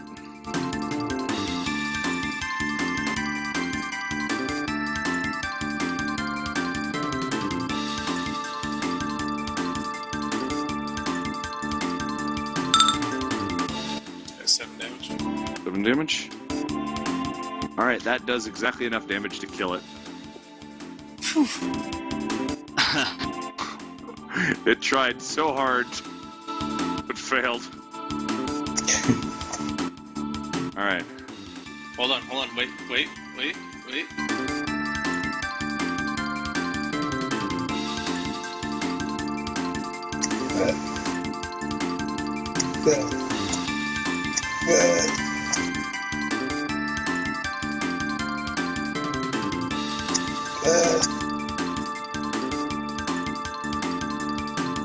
The anticipation is killing me. Okay, never mind.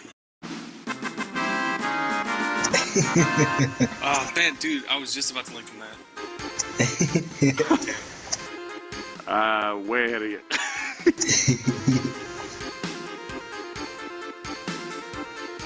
Yes. Alright. Good job, gentlemen. From that fight, and you know, I've never had a fight like this where it was like literally a party member missing. I don't know, for the sake of keeping it fair, everyone's just gonna get the same XP even though RL wasn't actually in the fight. I bet he caused it. That douchebag. No, fuck that guy. He wasn't with us. Yeah. Thanks. He observes from He afar, didn't put in the getting. hard work, and you know, my tax dollars don't pay for him to slack up. Whatever. Fuck him. Alright, so you guys get 500 XP from that. Yes.